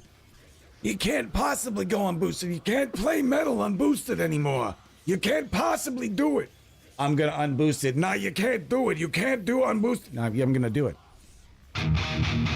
I did it. So what? Just kidding. Yeah, I'm not feeling a little bit nuts today. It happens. All right, let's see what we got here. I'm gonna tighten this up a little bit then. And really what that means is just shaving down the low end and controlling it a little more than just throwing a boost at your low end and having the boost do the work of controlling your low end. You can just control your low end. I'm not saying that every amp you can make it, you can just, if you dialed it in right, I hate that statement. If you dial the amp in right, bro, you don't even need you don't need to boost it. Shut up. Because that's dumb. That's just dumb. Boosting an amp does something completely different, especially for modern metal. There's just something that a boosting an amp does that is just it's got to be done.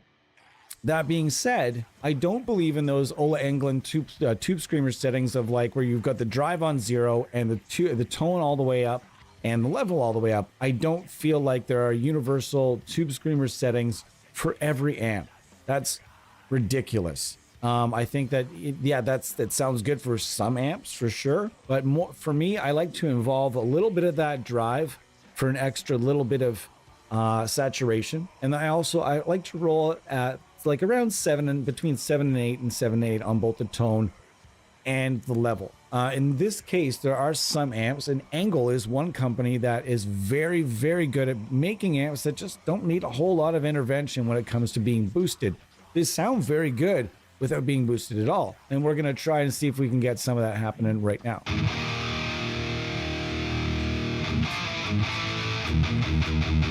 It's like it sounds boosted already.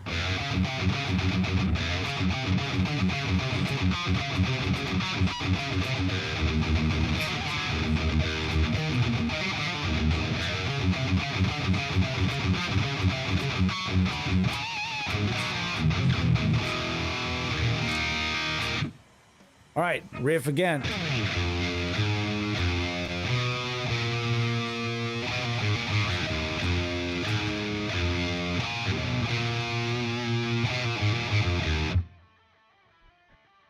I could, like, honestly, right where there's this part, I want to sing along because it just goes, there goes the something rother. There goes the something rother. Dun, dun, dun. I wouldn't dare, put it this way. I would sing some of the words and actually do know some of the words to this song. How do I say this?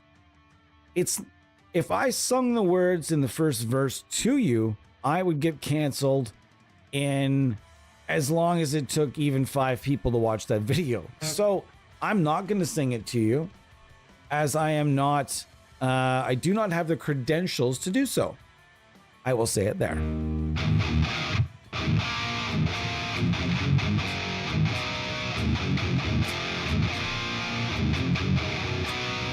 And I don't mean in like the way that, like, if I shared some of the lyrics from AC, like an AC song, I don't even know if I can say like the band name.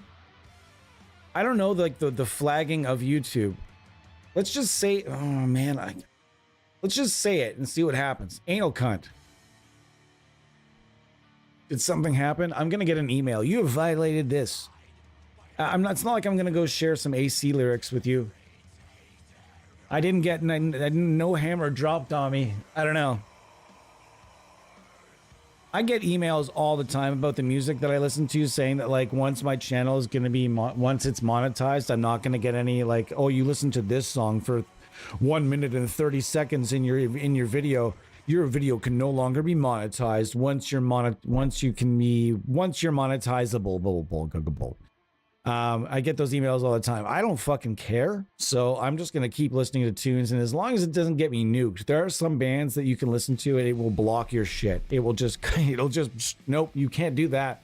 Some bands that just don't put it in your videos. But I listen to nothing but basically mostly like just smaller bands. And if they get money down the road, I say this channel blows up, which it won't. And they get a few bucks from it down the road. Sure. Fucking right on, man. Good for them. I'm all about it. I'm not here to make money. I'm here to just have fun and show you guys like cool stuff. Chit chat about some of the stuff that's relevant to all AmpSim users. Mostly. The first negative comment, negative-ish, I guess, that we ever got, and we've still only got one to my knowledge. I haven't checked the YouTube in a bit. I haven't checked the comments in about a week. I should probably go do that to see if we've got any more lovely comments. This one guy's just like, it's on the bass hammer, the bass hammer video, tone hammer, bass hammer, whatever it was. And this dude was just like, all this guy does is talk. It's all he's doing is talking. This isn't a demo. And I'm like, nobody said it was a demo. No, it's a 2-hour live stream, dude. What do you think I'm gonna do? Just be like, and now the E string.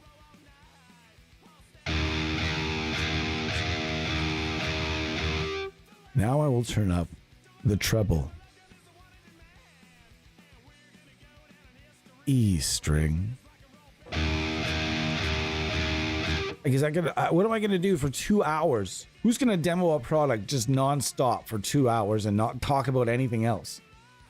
Rest assured, we will be having 10 to 20 minute clips that are going to be coming up, pre-recorded stuff. It's going to watch basically the same as the stuff you're watching right now. Unfortunately, you won't be able to chit chat and get your word in. It's just going to be pre-recorded stuff. It's going to feel like this. It's going to look like this. It's just going to be pre-recorded 10 to 20 minutes with one single product or a grouping of products for 20 to 30 minutes. And I couldn't be more excited. Like grouping of fuzz pedals coming right up. Can't wait. Going to be doing some fun stuff. I'm just like, I understand how I want to do it now. I want to just shoot some fun little skits, kind of like Kentucky Ballistic style sketches, small, 10 seconds, 15 seconds prior to things. Don't think that's going to work out. I'm going to mime something because everyone says you need to make a demo with the product and need to play along. So I'm at the start of the video, I'm gonna show you guys the mix that I made at home with minimal effort and minimal skill. As the way those things go, those mixes are often very slapped together. Mine won't be slapped together, but you'll be able to hear a mix. And I'm just gonna sit there and drink a pop, maybe discuss the song with you guys, but I'm not gonna mime it. I'm sorry. Some people love to just fucking get into the miming of everything. I cannot get into miming, and I can't play along with it because I'm not going to do it. So we're going to listen to a mix that I made, and we're going to go over it, and it's going to be no more than a minute, maybe a minute 30. Listen to it, go over it, maybe listen to it twice, and talk about it a little bit about what I used in the mix, and then we're going to go into the review of the product, and then we're done. A little bit of history in each one, as we will be trying to draw the relationship between the analog and the digital. There are a lot of AmpSim users of a certain age group that have never put their hands on a tube amp in their lives and I think there's just become this this unfortunate but very vastly growing and quickly growing very large space, very large disconnect between the majority, well, not to say the majority, but a large portion of AmpSim users and the analog gear that the products that they know and love are modeled from, and who designed those products, when did they come out, and so on and so forth. So giving some people some history on some of the, and giving some of them of the artists that use that product in real life, talking about some of that before it is always key. And there are some YouTube guys that just don't do that. They don't talk about the other artists that use the amp. They just talk about this is what I think about this plugin. And they just go start front to back, and that's it. We're going to get a little bit more in depth, just so you guys can understand that those are going to start coming up rather quickly. I've been saying that for a while now, but now that I kind of have everything laid out how I want to do it. And I've created a bunch of testers so far. They all seem to kind of turn out all right. And I do have DaVinci Resolve for the occasional bit of editing then.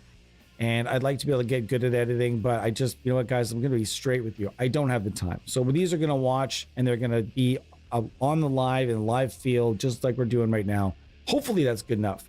Let's get into some more tones.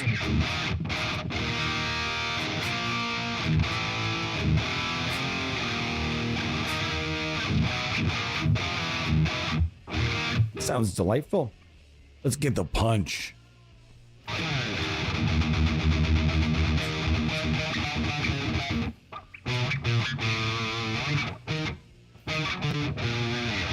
Good.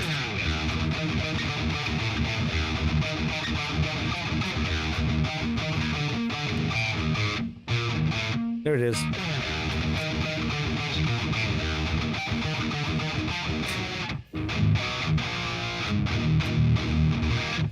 I feel like I need a bit more gain though. That's the thing. That's where the boost would come in for me, because I'm not in Obscura.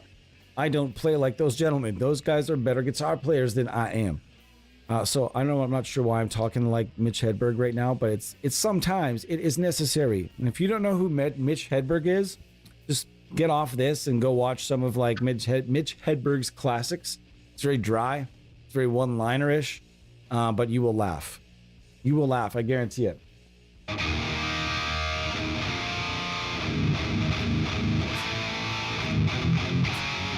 All right, guys, you know what? One of my favorite new trends, and I'm going to be on for a while tonight, by the way. One of my favorite new trends on YouTube and in festivals is that festivals, all the biggest and best festivals in the world, are starting to live stream their events. Holy shit. Holy shit. Is that ever... Are we not spoiled at this point? Guys, okay. I'm going to talk like an old man. Forgive me. Once in a while, I got to have my old guy moments. You see, back in my day, I'm not even that far removed. Like, we're like roughly, we are 20 years. Let's say we're about 20 years removed from an era where I used to film, like I used to film VHS, like, because I was a concert promoter, and I also, if I wasn't promoting it, a really good friend of mine, my mentor for concert promoting, was promoting the concert. If I wasn't, it was just the two of us at the time that was doing most things. So I started recording shows on 1 or 2 cameras, and they would occasionally go through the soundboard once we figured that out. Not often through the soundboard though. We just kind of tried to get a good room sound, and people, I had a friend from a band called Big Wig that would occasionally come through town, and I would give him the tapes, and he had this like infinite library of live concerts that people were paying anywhere from, 10 to 25, 30, 40, depending on the band, money for and the quality. People were paying, like, it was a big deal. Like, bootleg VHS tapes were a very big deal, and if you had some or a nice collection of it, you were a very popular person, and you had a lot of entertainment to show off when your like friends were over. And I had a bunch, and we used to watch the shit out of those things at our house, and we were always constantly watching them. And now you can just, this was like, you could get bar shows and stuff, but no one would ever really get like, festivals unless it was like a huge gigantic fucking band. Like, you'd get the odd one. But man, how awesome, how spoiled are we now when we can just go on YouTube and the best festivals from all over the world, we can watch them live as they're happening right fucking now. Like Hellfest was last weekend. I'm not sure if you guys knew that. Hellfest in France was last weekend, and boy, was it fucking cool if you could just watch along. I get the feeling like some of the bands, like Metallica was not on there, Foo Fighters were not on there, so I'm guessing some bands are, can hit the old opt-out clause, and most bands are like, yeah, hell yeah. Last year we watched all of Hellfest, we watched all of Rock AM Ring, we watched all of this and all of that. So guys, if you have not uncovered the live stream festival life on YouTube at this point, guys, you should do it. I told the story a few in the last one of the last streams where I sat down for dinner to see what was on TV, and boom, there it was. Monolord was about to start. 20 minutes or something. They were about to start live at Freak Valley Festival 2024. I'm like, holy shit! How spoiled am I that I can sit down at that table right there with my dinner to watch something, flip on YouTube and see one of my top 5 favorite bands about to play a live set at a festival in a forest. Holy shit. Like, what a fucking world, what a fucking lifestyle this is. And if you're in the chat, by the way, say hi. If you're not sure and you haven't said hi before, make sure you said hello. Say hello. Megadeth was good. I watched a little bits and pieces of a bunch of different stuff last week, and boy, oh boy, was I happy. And guys, sorry I'm yapping so much today. I'm just having a great time. Hanging out with, I haven't decided. I was going to say Leroy, but Leroy is actually what I named my left-hand side. When I play disc golf, I'm right-handed, but I hurt my shoulder, so I had to learn how to play lefty, and I call it lefty Leroy. So occasionally I have to pull out Leroy. Makes it sound like I'm pulling out something else, but I'm going to think of a hick name I can use for this guitar. When you guys think of the first person you guys think of that works in a barn and works really hard for a living, I mean, the deep south, perhaps. Who is that person to you? What's that person's name?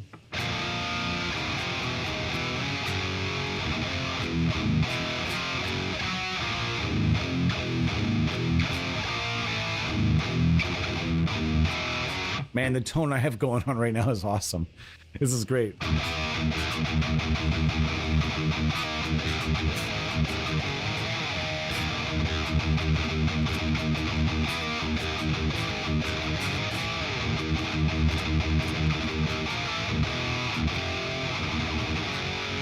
Done, and it was decided. This guitar's name is now Jethro.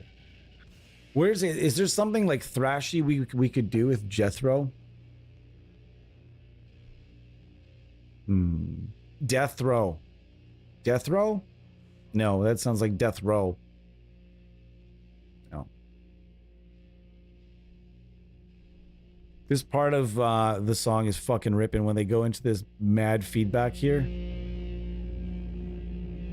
And then the riff comes back slower and you're like, Jesus. No, this is the end. Never mind. I thought it was the feedback break. Where is it? Right here.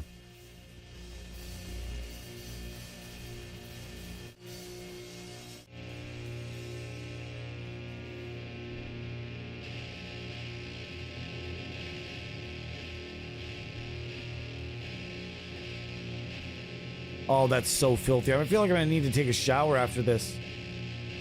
It's so fucking gross. That's just gross. I love it.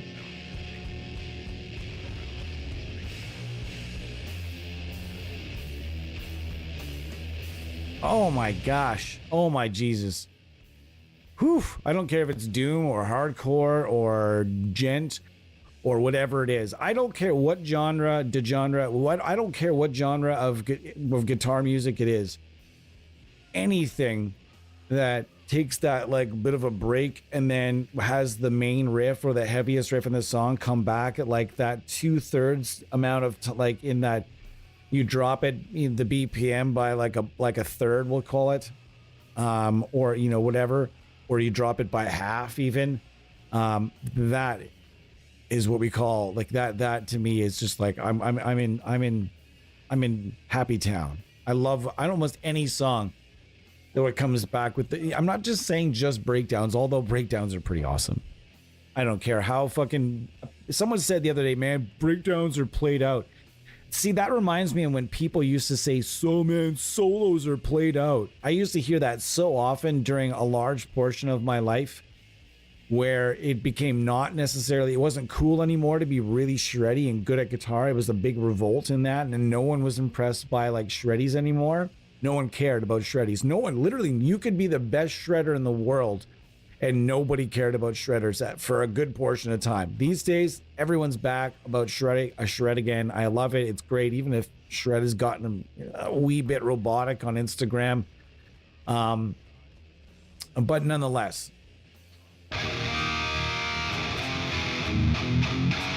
I can remember people saying that though, saying that like, man, solos are played out.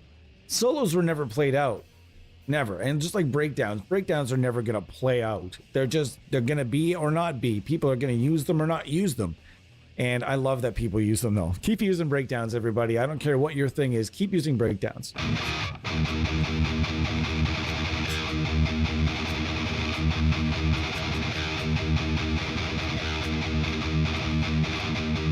I'm going to be on for you here probably about 3 hours today, folks. So if you need to dip in and out, I completely understand. Maybe 2.5, maybe 3. The missus is on a walkabout. So as long as she's gone right now, I'm all up for a big old long stream with AmpHub. I have found my ideal place to park my car for tone right now, and I'm gonna try a couple of different boosts. And there's a bunch of different great boosts in here. One of my favorite is the Seymour Duncan 805, also called in here the Sigma Delta Drive 505. I love those. You know what's funny, guys? This takes me to some comments I read the other day. I was like on a Kuasa advertisement. I always look at, if you guys want to see some of the dumbest fucking shit you've ever read in your entire life, all you need to do is read the comments on AmpSim ads, because it's never like experienced or it's never experienced users. There's always like a couple of like, hell yeah, crazy, this is great. There's a couple of those, but there's always going to be a couple of really dumb comments. And today I saw the other day I saw one of the dumbest comments. People talking, this guy's like, oh man, you can always tell when something sucks because they use the stupid joke names. I was going to say parody names, but that's my name for it. He said stupid joke names. And it wasn't necessarily, I'm not sure what the product was. Again, I think it was their Orange Amp Clarence, I think. But I often see that. We see that there is the thought out there, and that is a lot of people think that if it's not licensed, it's not good. If you come across that, correct it. I don't care where you come across it. I don't care at what point you come across it, but just deal with it. When you guys see it, correct it online. Just call that person out. Call them dumb, whatever it is. But be nice. Just be like, that's not the case.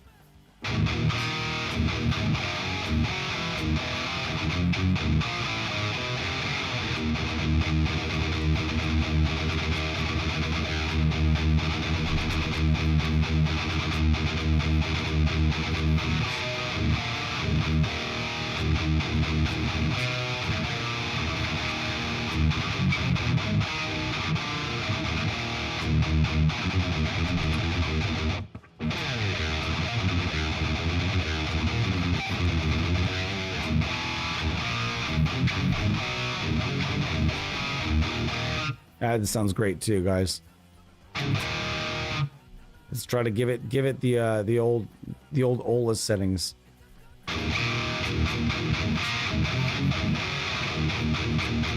Doesn't sound bad. I'm just, in this case, I feel like with angles, be gentle on how you boost an angle. Especially if you want to pump that level, go ahead.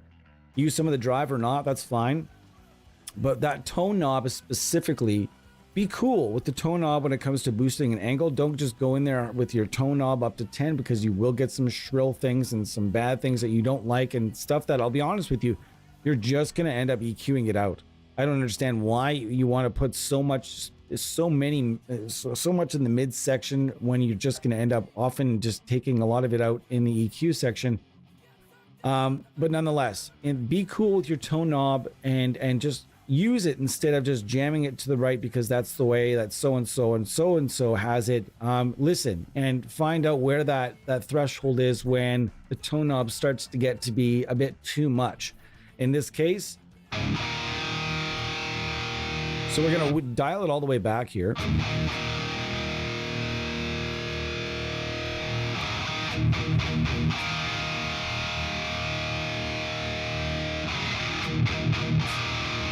Too much? Right about there. Sounds good for this amp.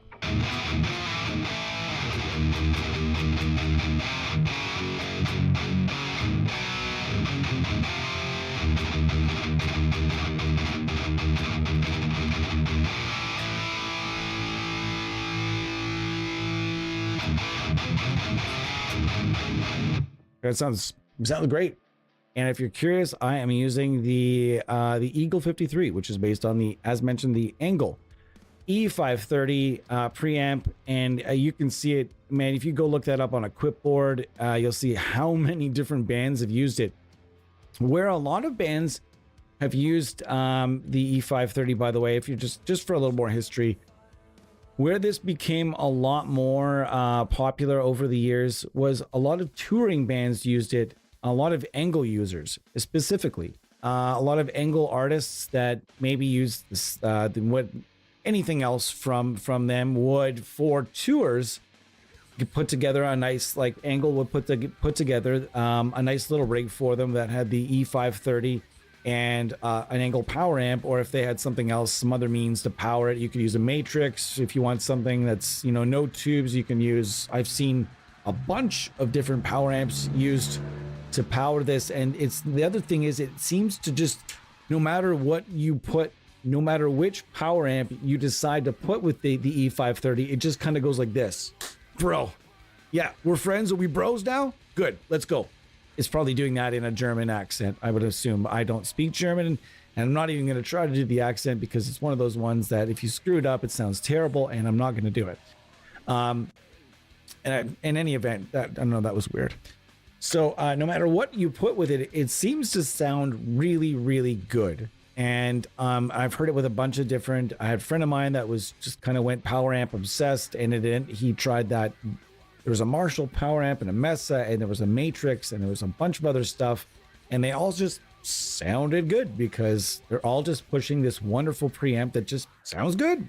And a lot of bands that Angle, whether they were Angle or not, a lot of bands, this was sort of that early travel rig type thing where it was lightweight, it withstood a beating, it was durable, and it was a decent thing for Angle, because here are all these artists using these things on stage, and Angle is just getting this free marketing for this piece of gear.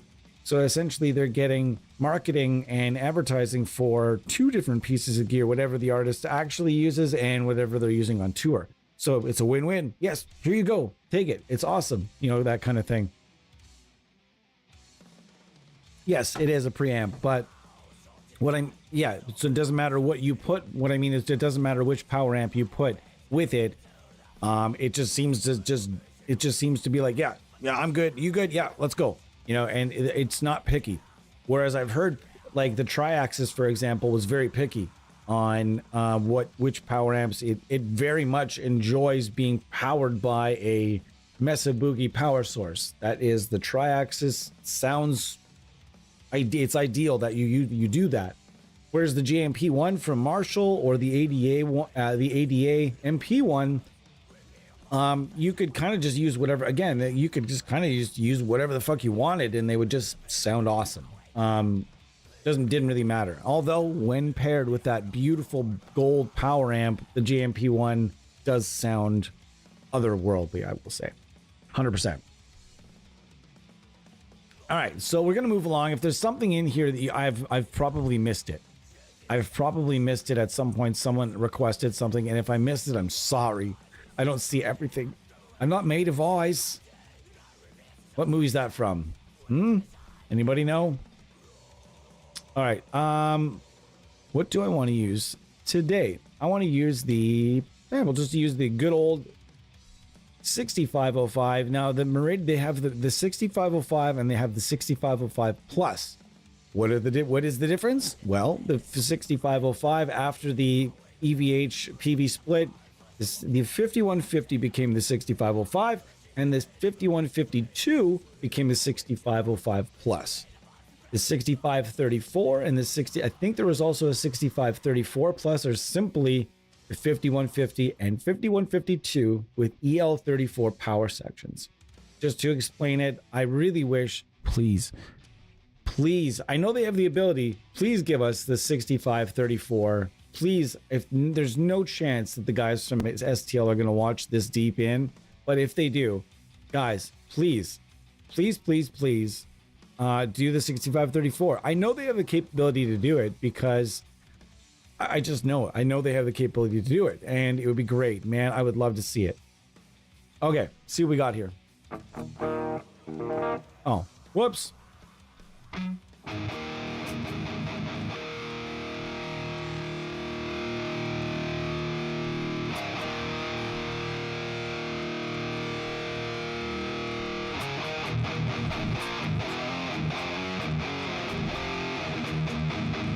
Sounds great so far.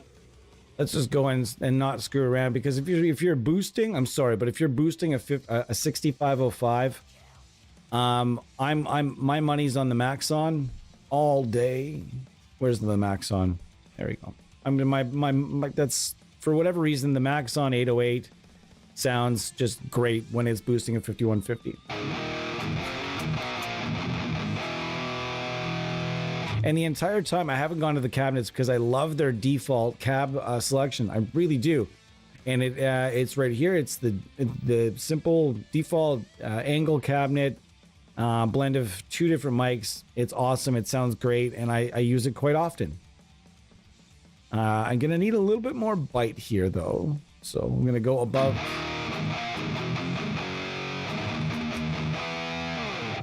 That's pretty decent. Sounds pretty good to me.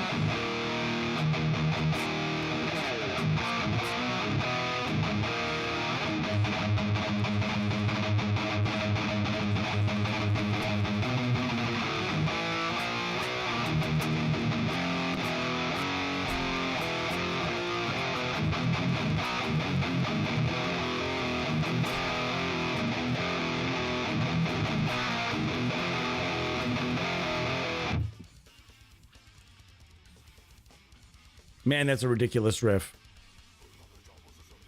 Like those, I call them corpse hammer-ons. Listen to this riff.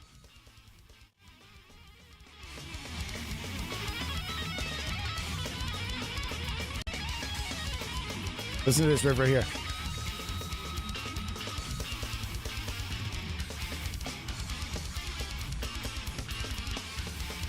Ridiculous. I think they just use Marshalls, those guys. Spawn of Possession? Do they just use Marshalls, or are they using angles? I can't remember. I remember seeing them use Marshalls, but maybe the thing is, though, here's the other thing. If you see a band using something at a festival, don't assume that's what they use for in real life. In their average, even on tour in general. A lot of bands will do rentals if they're not already using a fly rig. Most bands have gone to a fly rig. And if you don't know what a fly rig is, that's basically anytime they have to leave their, well, not say country of origin, anytime they have to fly anywhere, we'll say, okay? Whether it's overseas or if it's a one-off festival where they're not going to bring all of their gear, they'll use a fly rig. And a fly rig is essentially a stripped down, usually it involves a modeler and an IR, some sort of IR, etc. It's got, whether it be the quad cortex or whether it be whatever it be, axe effects. You choose your pick, Kemper, whatever. A lot of bands have been going to that and getting a fly rig, and then all of a sudden, out of nowhere, bands started just going with fly rigs for all the time. And because they're like, wait a minute, we saved a lot of money not having all of our road crew with us and not having all of those people. What should we do about that? Yep. So you got to save money. It's the new era of touring. It is not cheap. And having an extra mouth to feed, an extra person to provide accommodations for, etc. Man, a lot of these bands have been switching it up, going with modelers. Some of your favorite bands right now that you might not expect are using modelers or profilers. Guys, we're coming up on the 2 hours. Are you guys wanting more, or should we shut her down? I mean, I'm up for at least another half hour, half bill here.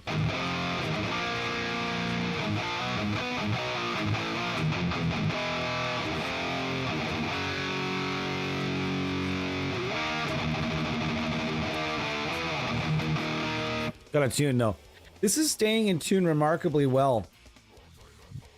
all things considered. I wasn't thinking it was going to stay in great tune, but the thing is, it's been pretty good about staying in tune. I've been beating on it pretty good here too, and like I don't have a real light hand when it comes to picking. So I tend to, that's another reason I tend to lean on things a little bit too hard at times, and that's why I got a tune.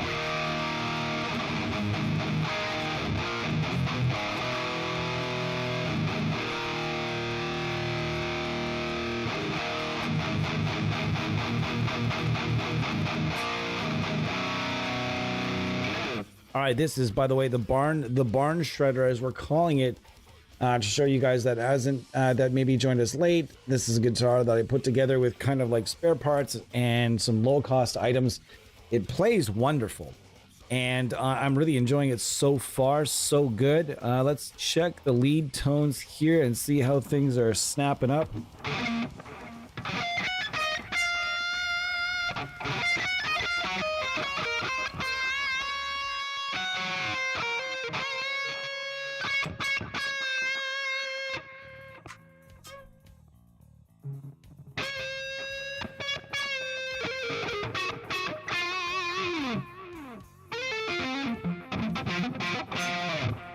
Yeah, guys, I gotta figure out something to do.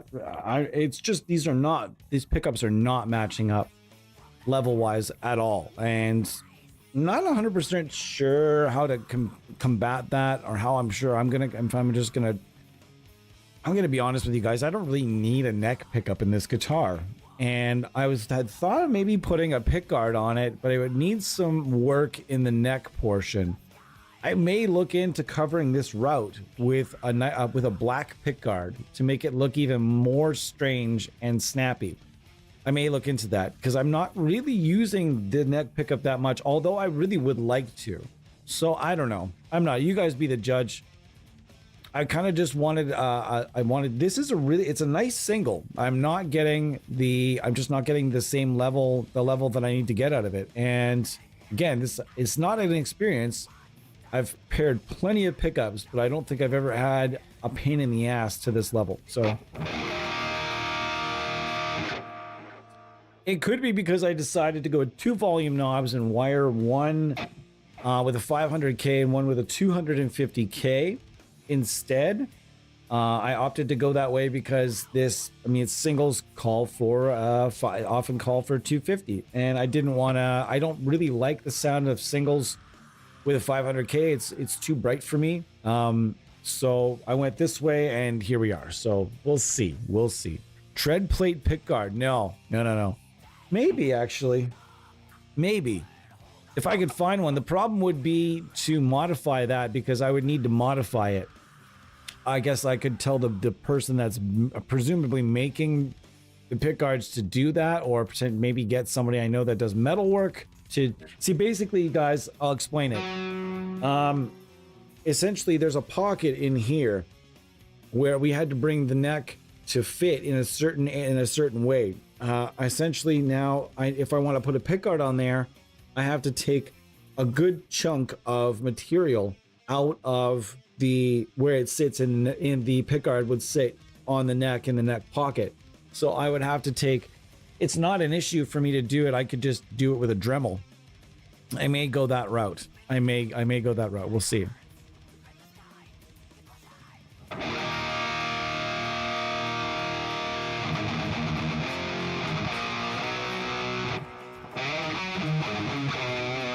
Hold on a second. Have you tried changing the cab in AmpHub while the cab section is disabled using an external IR? Yes, I've used my own. Yeah, I've definitely used my own IRs, and you definitely do notice a bit of a change to things for sure. Yeah, you definitely notice things. I thought we could say that about a few different developers, though, to be honest.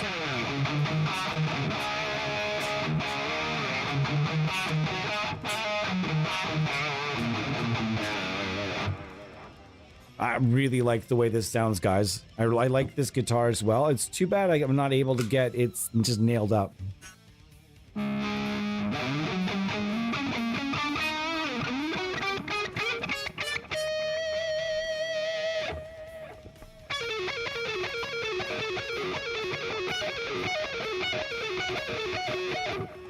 Hi, buddy. How are you? You guys don't see him a lot. This is Trigger. This is my baby, my big boy. He's going to be turning 12. He's going to be turning 12 years old in a couple weeks. And he is, I would say, arguably the best pal in an animal that I've ever had. Sam is also a good buddy, but Sam is bonded with the missus the way that this one here is bonded with me. And he does some crazy stuff. Like he'll jump from the floor to my shoulder just to get pats. He does some pretty crazy stuff. He plays fetch. And this one, we're going to keep him in good health for a long period of time because, man, he is an important little man around here. But he's very demanding around this time of the day because right now is where they're starting to be like, hey, listen, I'm starting to get hangry here, dude. And before I get hangry, I just want to let you know I'm going to get hangry if you don't feed me soon. So I'm going to go from like purr kitty to like, I'm going to kill you kitty pretty quick. So right now he's in between. He's going to start nudging the elbow and then he's going to start pawing and clawing at my elbow being like, it's time. This is the food button is me clawing you. The food, come on now. So that may happen soon. And when that happens, I mean, whoa, shit bags? We'll see.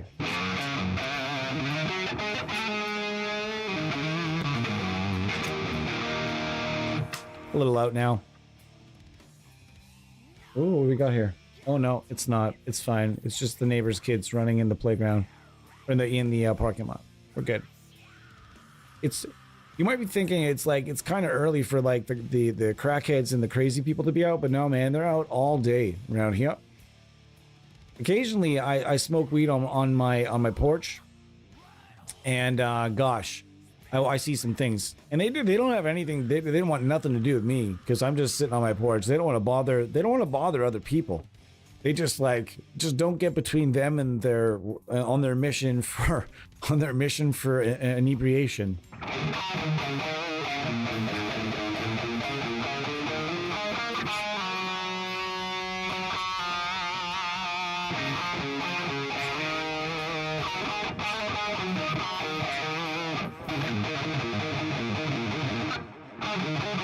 Oh man, I'm really just, man, I'm kind of blown away as to how much I'm enjoying playing this guitar and for what it cost me. Like, there's not much into this bad boy. This is, by the way, one of the new, and I'll go to the screen real quick here. We're not going to be here too much longer, maybe another 20 minutes or so. But guys, this is the new delay pedal, the analog delay. We are on the cassette. We're going to go to the, we'll go to the standard analog.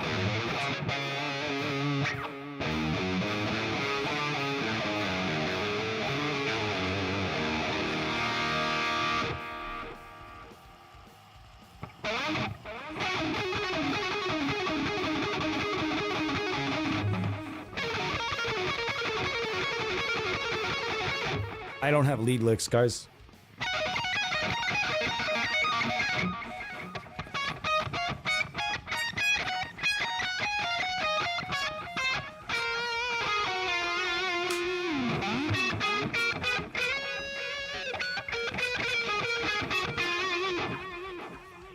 You're going to see more of the Barncaster, whose actual name we may not know for some time. But man, I've been fucking really enjoying this. I put this together out of parts that I got just through random purchases prior to COVID. And it got put together slowly during COVID and after COVID in just little bits at a time. And gosh, am I ever happy the way how it turned out? The final coat of spray paint that this is all done with like spray paint and RIT dye, folks, and it looks fantastic in the light. It really brings out the purple, the light, and when it hits it, it brings out the purple in the dye, which I'm just absolutely loving right now. Mission accomplished, guys. It just shows that what you can do with a lower budget with stuff at home, as long as you put good pickups in it. I don't give a shit how cheap the kit is, guys. Take the pickups. If you buy a cheap kit, take the pickups and throw them in the fucking garbage. Don't try to sell them somewhere. They're going to be just OEM pickups made in China. Nobody wants them. You keep them around for like, scientific research. If you want to learn how to wind your own pickups someday, keep them around for that purpose. But gosh, any kit get good pickups in there, especially a set of EMGs, those will sound good in anything. It doesn't matter. You could put EMGs, and somebody did put EMGs in a hockey stick and it sounded good. So, I mean, you can put EMGs in anything, but there's honestly a lot of pickups that'll do the same thing. Not every pickup requires a tone wood. Oh, snobby tone wood. No, there might not every pickup is going to be right for that build, but what I'm saying is go and get some good pickups, no matter how cheap the kit that you're buying, and you will be able to salvage some good tones. This guitar, all in all, probably built with not a lot of parts, not a lot of dollars, but yet it sounds pretty good.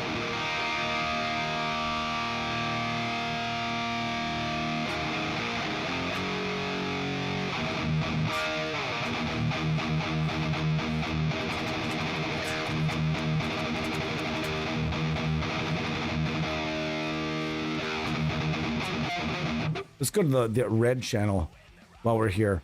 Gotta go to the red channel as well.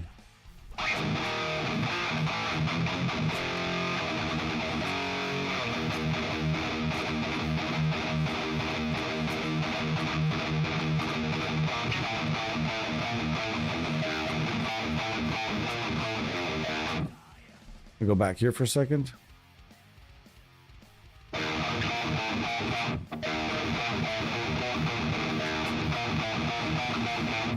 Okay, go back to here.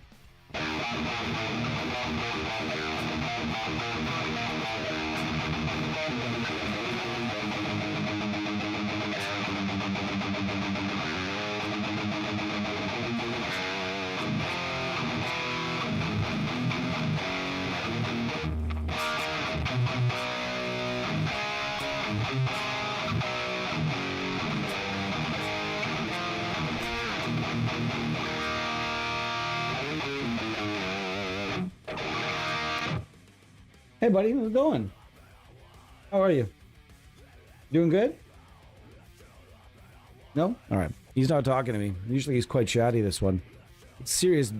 I'm hungry. This is serious business. And I had one person actually ask me, like, are you seriously like making fun of addicts right now? It's like, no, I'm not making fun of addicts. I'm making fun of the place that I live in. And if you live in a bad neighborhood and you can't make fun of the place and make light of the place that the place that you live in, man, you are going to be depressed 24 hours a day. I don't give a shit who you are. If you live in a bad, or like we'll call it a not a great area. I live in probably like the third worst neighborhood in my city. There are two areas of this city that I wouldn't live in if someone gave me an apartment for free. And this area, however, you got to be smart is all I'm saying in this neighborhood. But what I'm saying is, if you can't make light of the place that you live in, if you live in like an area that has its challenges, you got to be able to make light of those. You got to be able to make light of the challenges in your life. You cannot make every challenge into doom and gloom. You also cannot make everyone else's problem your problem. You can't do that. Man, we live in a weird world right now where everybody wants to make everybody else's problem their problem. I feel like the world would be a better place if we just did less of that.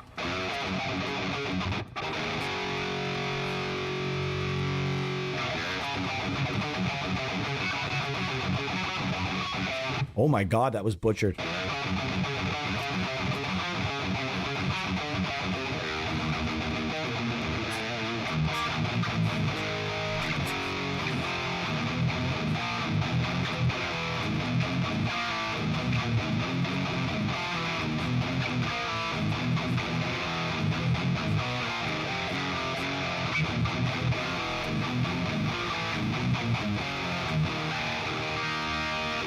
Gosh, this sounds great, and I'm enjoying playing this guitar. I'm enjoying hanging out with you guys. We've had AmpHub going the entire day today, as we tend to like to do when they do something new. So it's like once a month we're going to get together and celebrate all that is AmpHub. And I'm going to touch on a lot of the same amps sometimes. Like today, I stayed away from some of the more vintage stuff today because that wasn't my aim. It wasn't where I parked my car. And another day it will be. That's the beauty thing about something like AmpHub is if you're feeling like you're creative often with any subscription service, I suggest that make sure that if you're gonna do any subscription service, make sure you don't have to be recording all the time. But it's something like AmpHub, you just have to make sure you're playing a lot. If you're playing every day for an hour, or half an hour, or 2 hours, whatever it is, however often you're playing or rehearsing, say that you're a cover guitar player and you're rehearsing and you can't always bust out your Axe effects, whatever at your workspace, this would be a really good alternative because you're going to get high quality tones in basically, any area that you're looking for. It makes it really easy to dial in a lot of stuff. And if you're looking to if you're like me, you like playing along to stuff. I'm not in a cover band. I never will be. Haven't been, and I won't be in a tribute band anytime soon or any kind of band anytime soon, but I enjoy playing along to stuff, and AmpHub is really great for doing that with guitar. However, for bass, I would choose something else for bass, although the new bass stuff, there's built up bass stuff recently. I'm going to have to start giving more of this stuff a go and see how she goes. So one of the next streams is going to be a bass stream. I think tonight I'm going to sit with the new bass gear and get a good beat on it. Bass streams, guys, I'm a little more self-conscious, if you will, on when it comes to bass streams. I cannot just bullshit riff my way around on a bass the way I can on a guitar. It's a thing. So I got to make sure that my playing is up to snuff before I do a bass stream, because I don't want to do any product a disservice. All right, I'm going to tune up again here, and we're going to go over one more amp.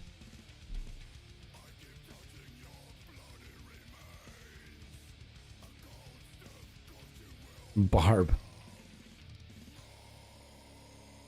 All right, this guitar can be Barb. This is Barb.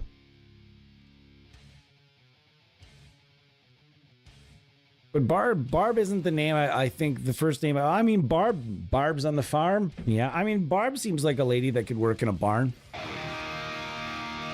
Deal. You know what? Because for now, we're gonna test out the name Barb for this guitar. Let's go over the Tremor 15.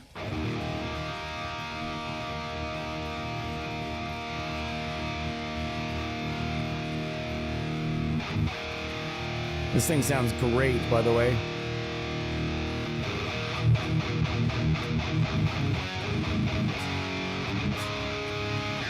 Is his amp out for purchase yet? Or is it still in like prototype phase? Because gosh, I really want someone to do this. I really want, fuck it. Paul Reed Smith, come on. PRS. Guys, give us a signature plug, signature plugin, whatever. I would love it. I would love it if someone came out with like a PRS suite. They used to have one called the PRS Supermodels from Waves rather. They had an Archon, the Blue Sierra, which was a prototype amp that was spent most of its life in a gear locker, and the Dallas. Is it called the Dallas? Lilu Dallas Multipass. Yeah, I think it was called the Dallas, and the Dallas was cool. Like, it was like a rock amp. The Archon is obviously the Archon, and the Blue Sierra, man, it's a cool amp for like vintage type tones. It reminded me a little bit of the Chandler. It reminded me a little bit of like a Selmer or something. It's not something that they're ever going to I don't think they ever produced a bunch of them. I know they released a few, but I'm not sure to what effect.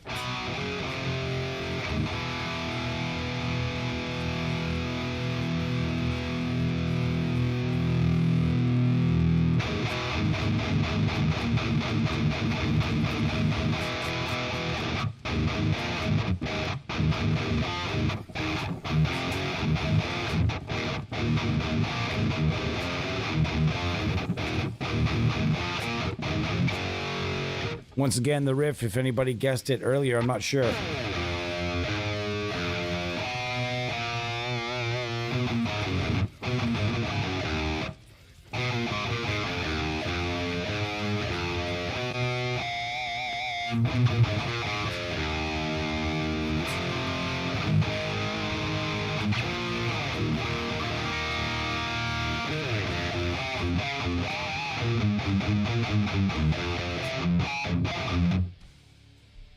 Dun, dun, dun, dun, dun. Having a great time here with this brand new bunch of stuff. Let's check out something else. Let's go with the Tyrant Screamer. I like this. If you've never used the Tyrant Screamer, it actually is a real pedal. They made a few, not many. And you guys can check out the free version of this plugin. It's old, but it still sounds cool. And you guys can go check that out at KVR, I think.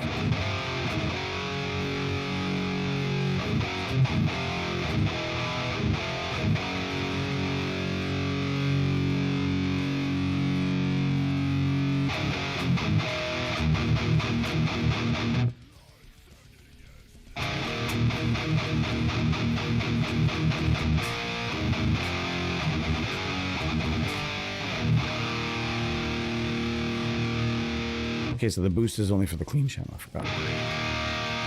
No. It is There Goes the Neighborhood by Body Count. That was the riff today, guys. So sorry that nobody got it.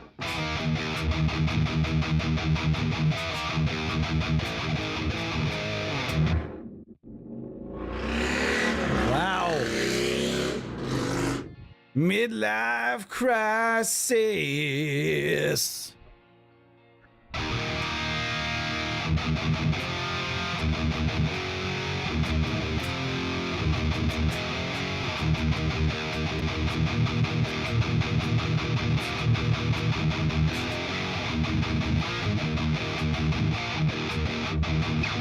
Man, it sounds great. And this is the Tremor 15.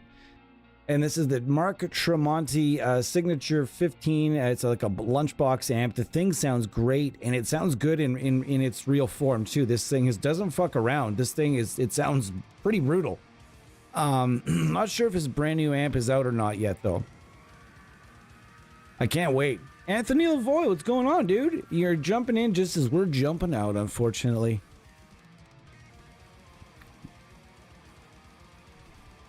Hey, no problem, buddy. It's nice to see you. Feel free, everybody, feel free to lurk.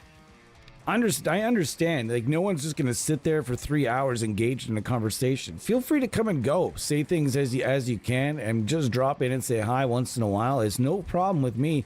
I don't mind. I am not going to force people to come outside. I mean, by all means, though, feel free to chat with us as much or as little as you'd like, or not at all. Or just give us the occasional thumbs up that you like the tone, even if you don't want to engage. We appreciate you being here. We really do. I really love these streams. It's been getting motivated to just get on the stream lately and really get something done. And just hitting some of that. Like I said, it's that first week off. I'm just like, nope. Not doing any of that. Gonna do nothing. I'm gonna sit on that couch, or I'm gonna nap or do something, anything but. And that's what I've been doing this week. So. But this said, it's been fun being on here today. I'll be honest with you. Super fun.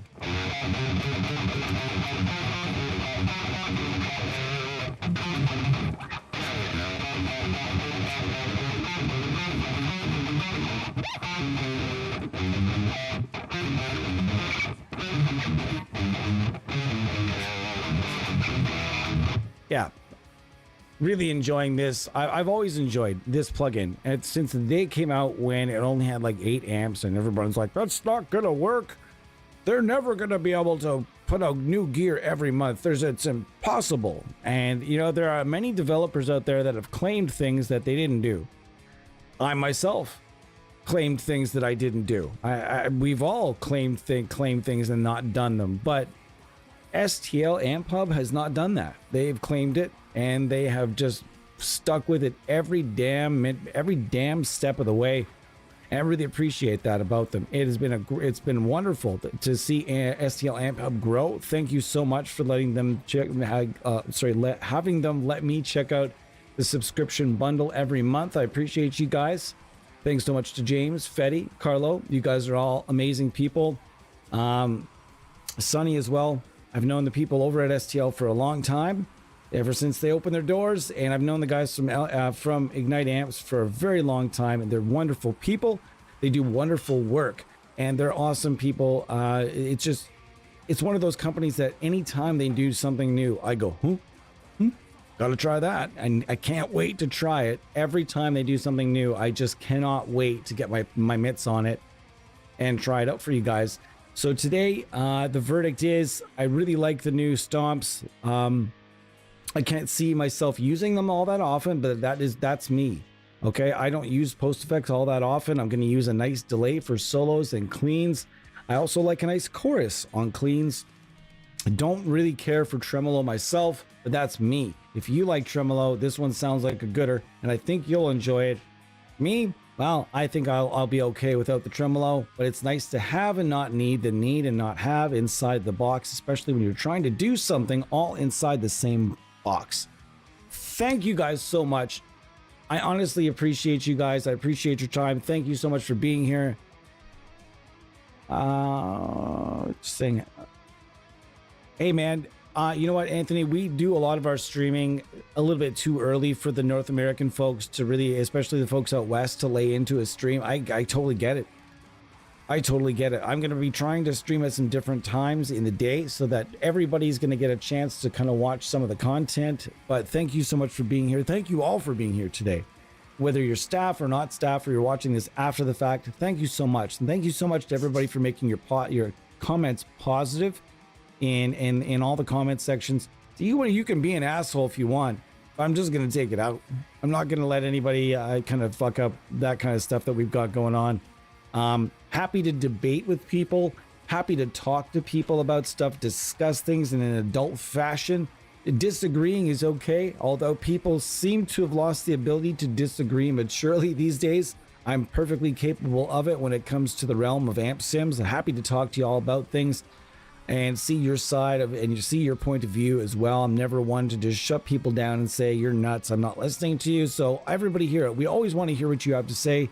Please do say it in the comments or during a live stream. We appreciate you. Also, thanks so much. I don't thank them enough, but thanks so much to Sit Strings for keeping things nice and bright over here. We always have bright and nice, bright, newer-ish strings on every instrument, and I appreciate Sit Strings for always being behind me in whatever I've been doing and from day one. Thanks so much to that. Thanks so much to you guys for being here. I will be here tomorrow. Very likely tomorrow I'm going to be here and not Sunday. So it's going to be tomorrow or Sunday. And then throughout next week, I'm going to be streaming quite a bit because we should have our beta for NAMM Universal, and that'll be coming at you in a whole bunches next week. Guys, thank you so much. Once again, thank you so much for being here. I will see you guys next time. Cheers and have a great evening.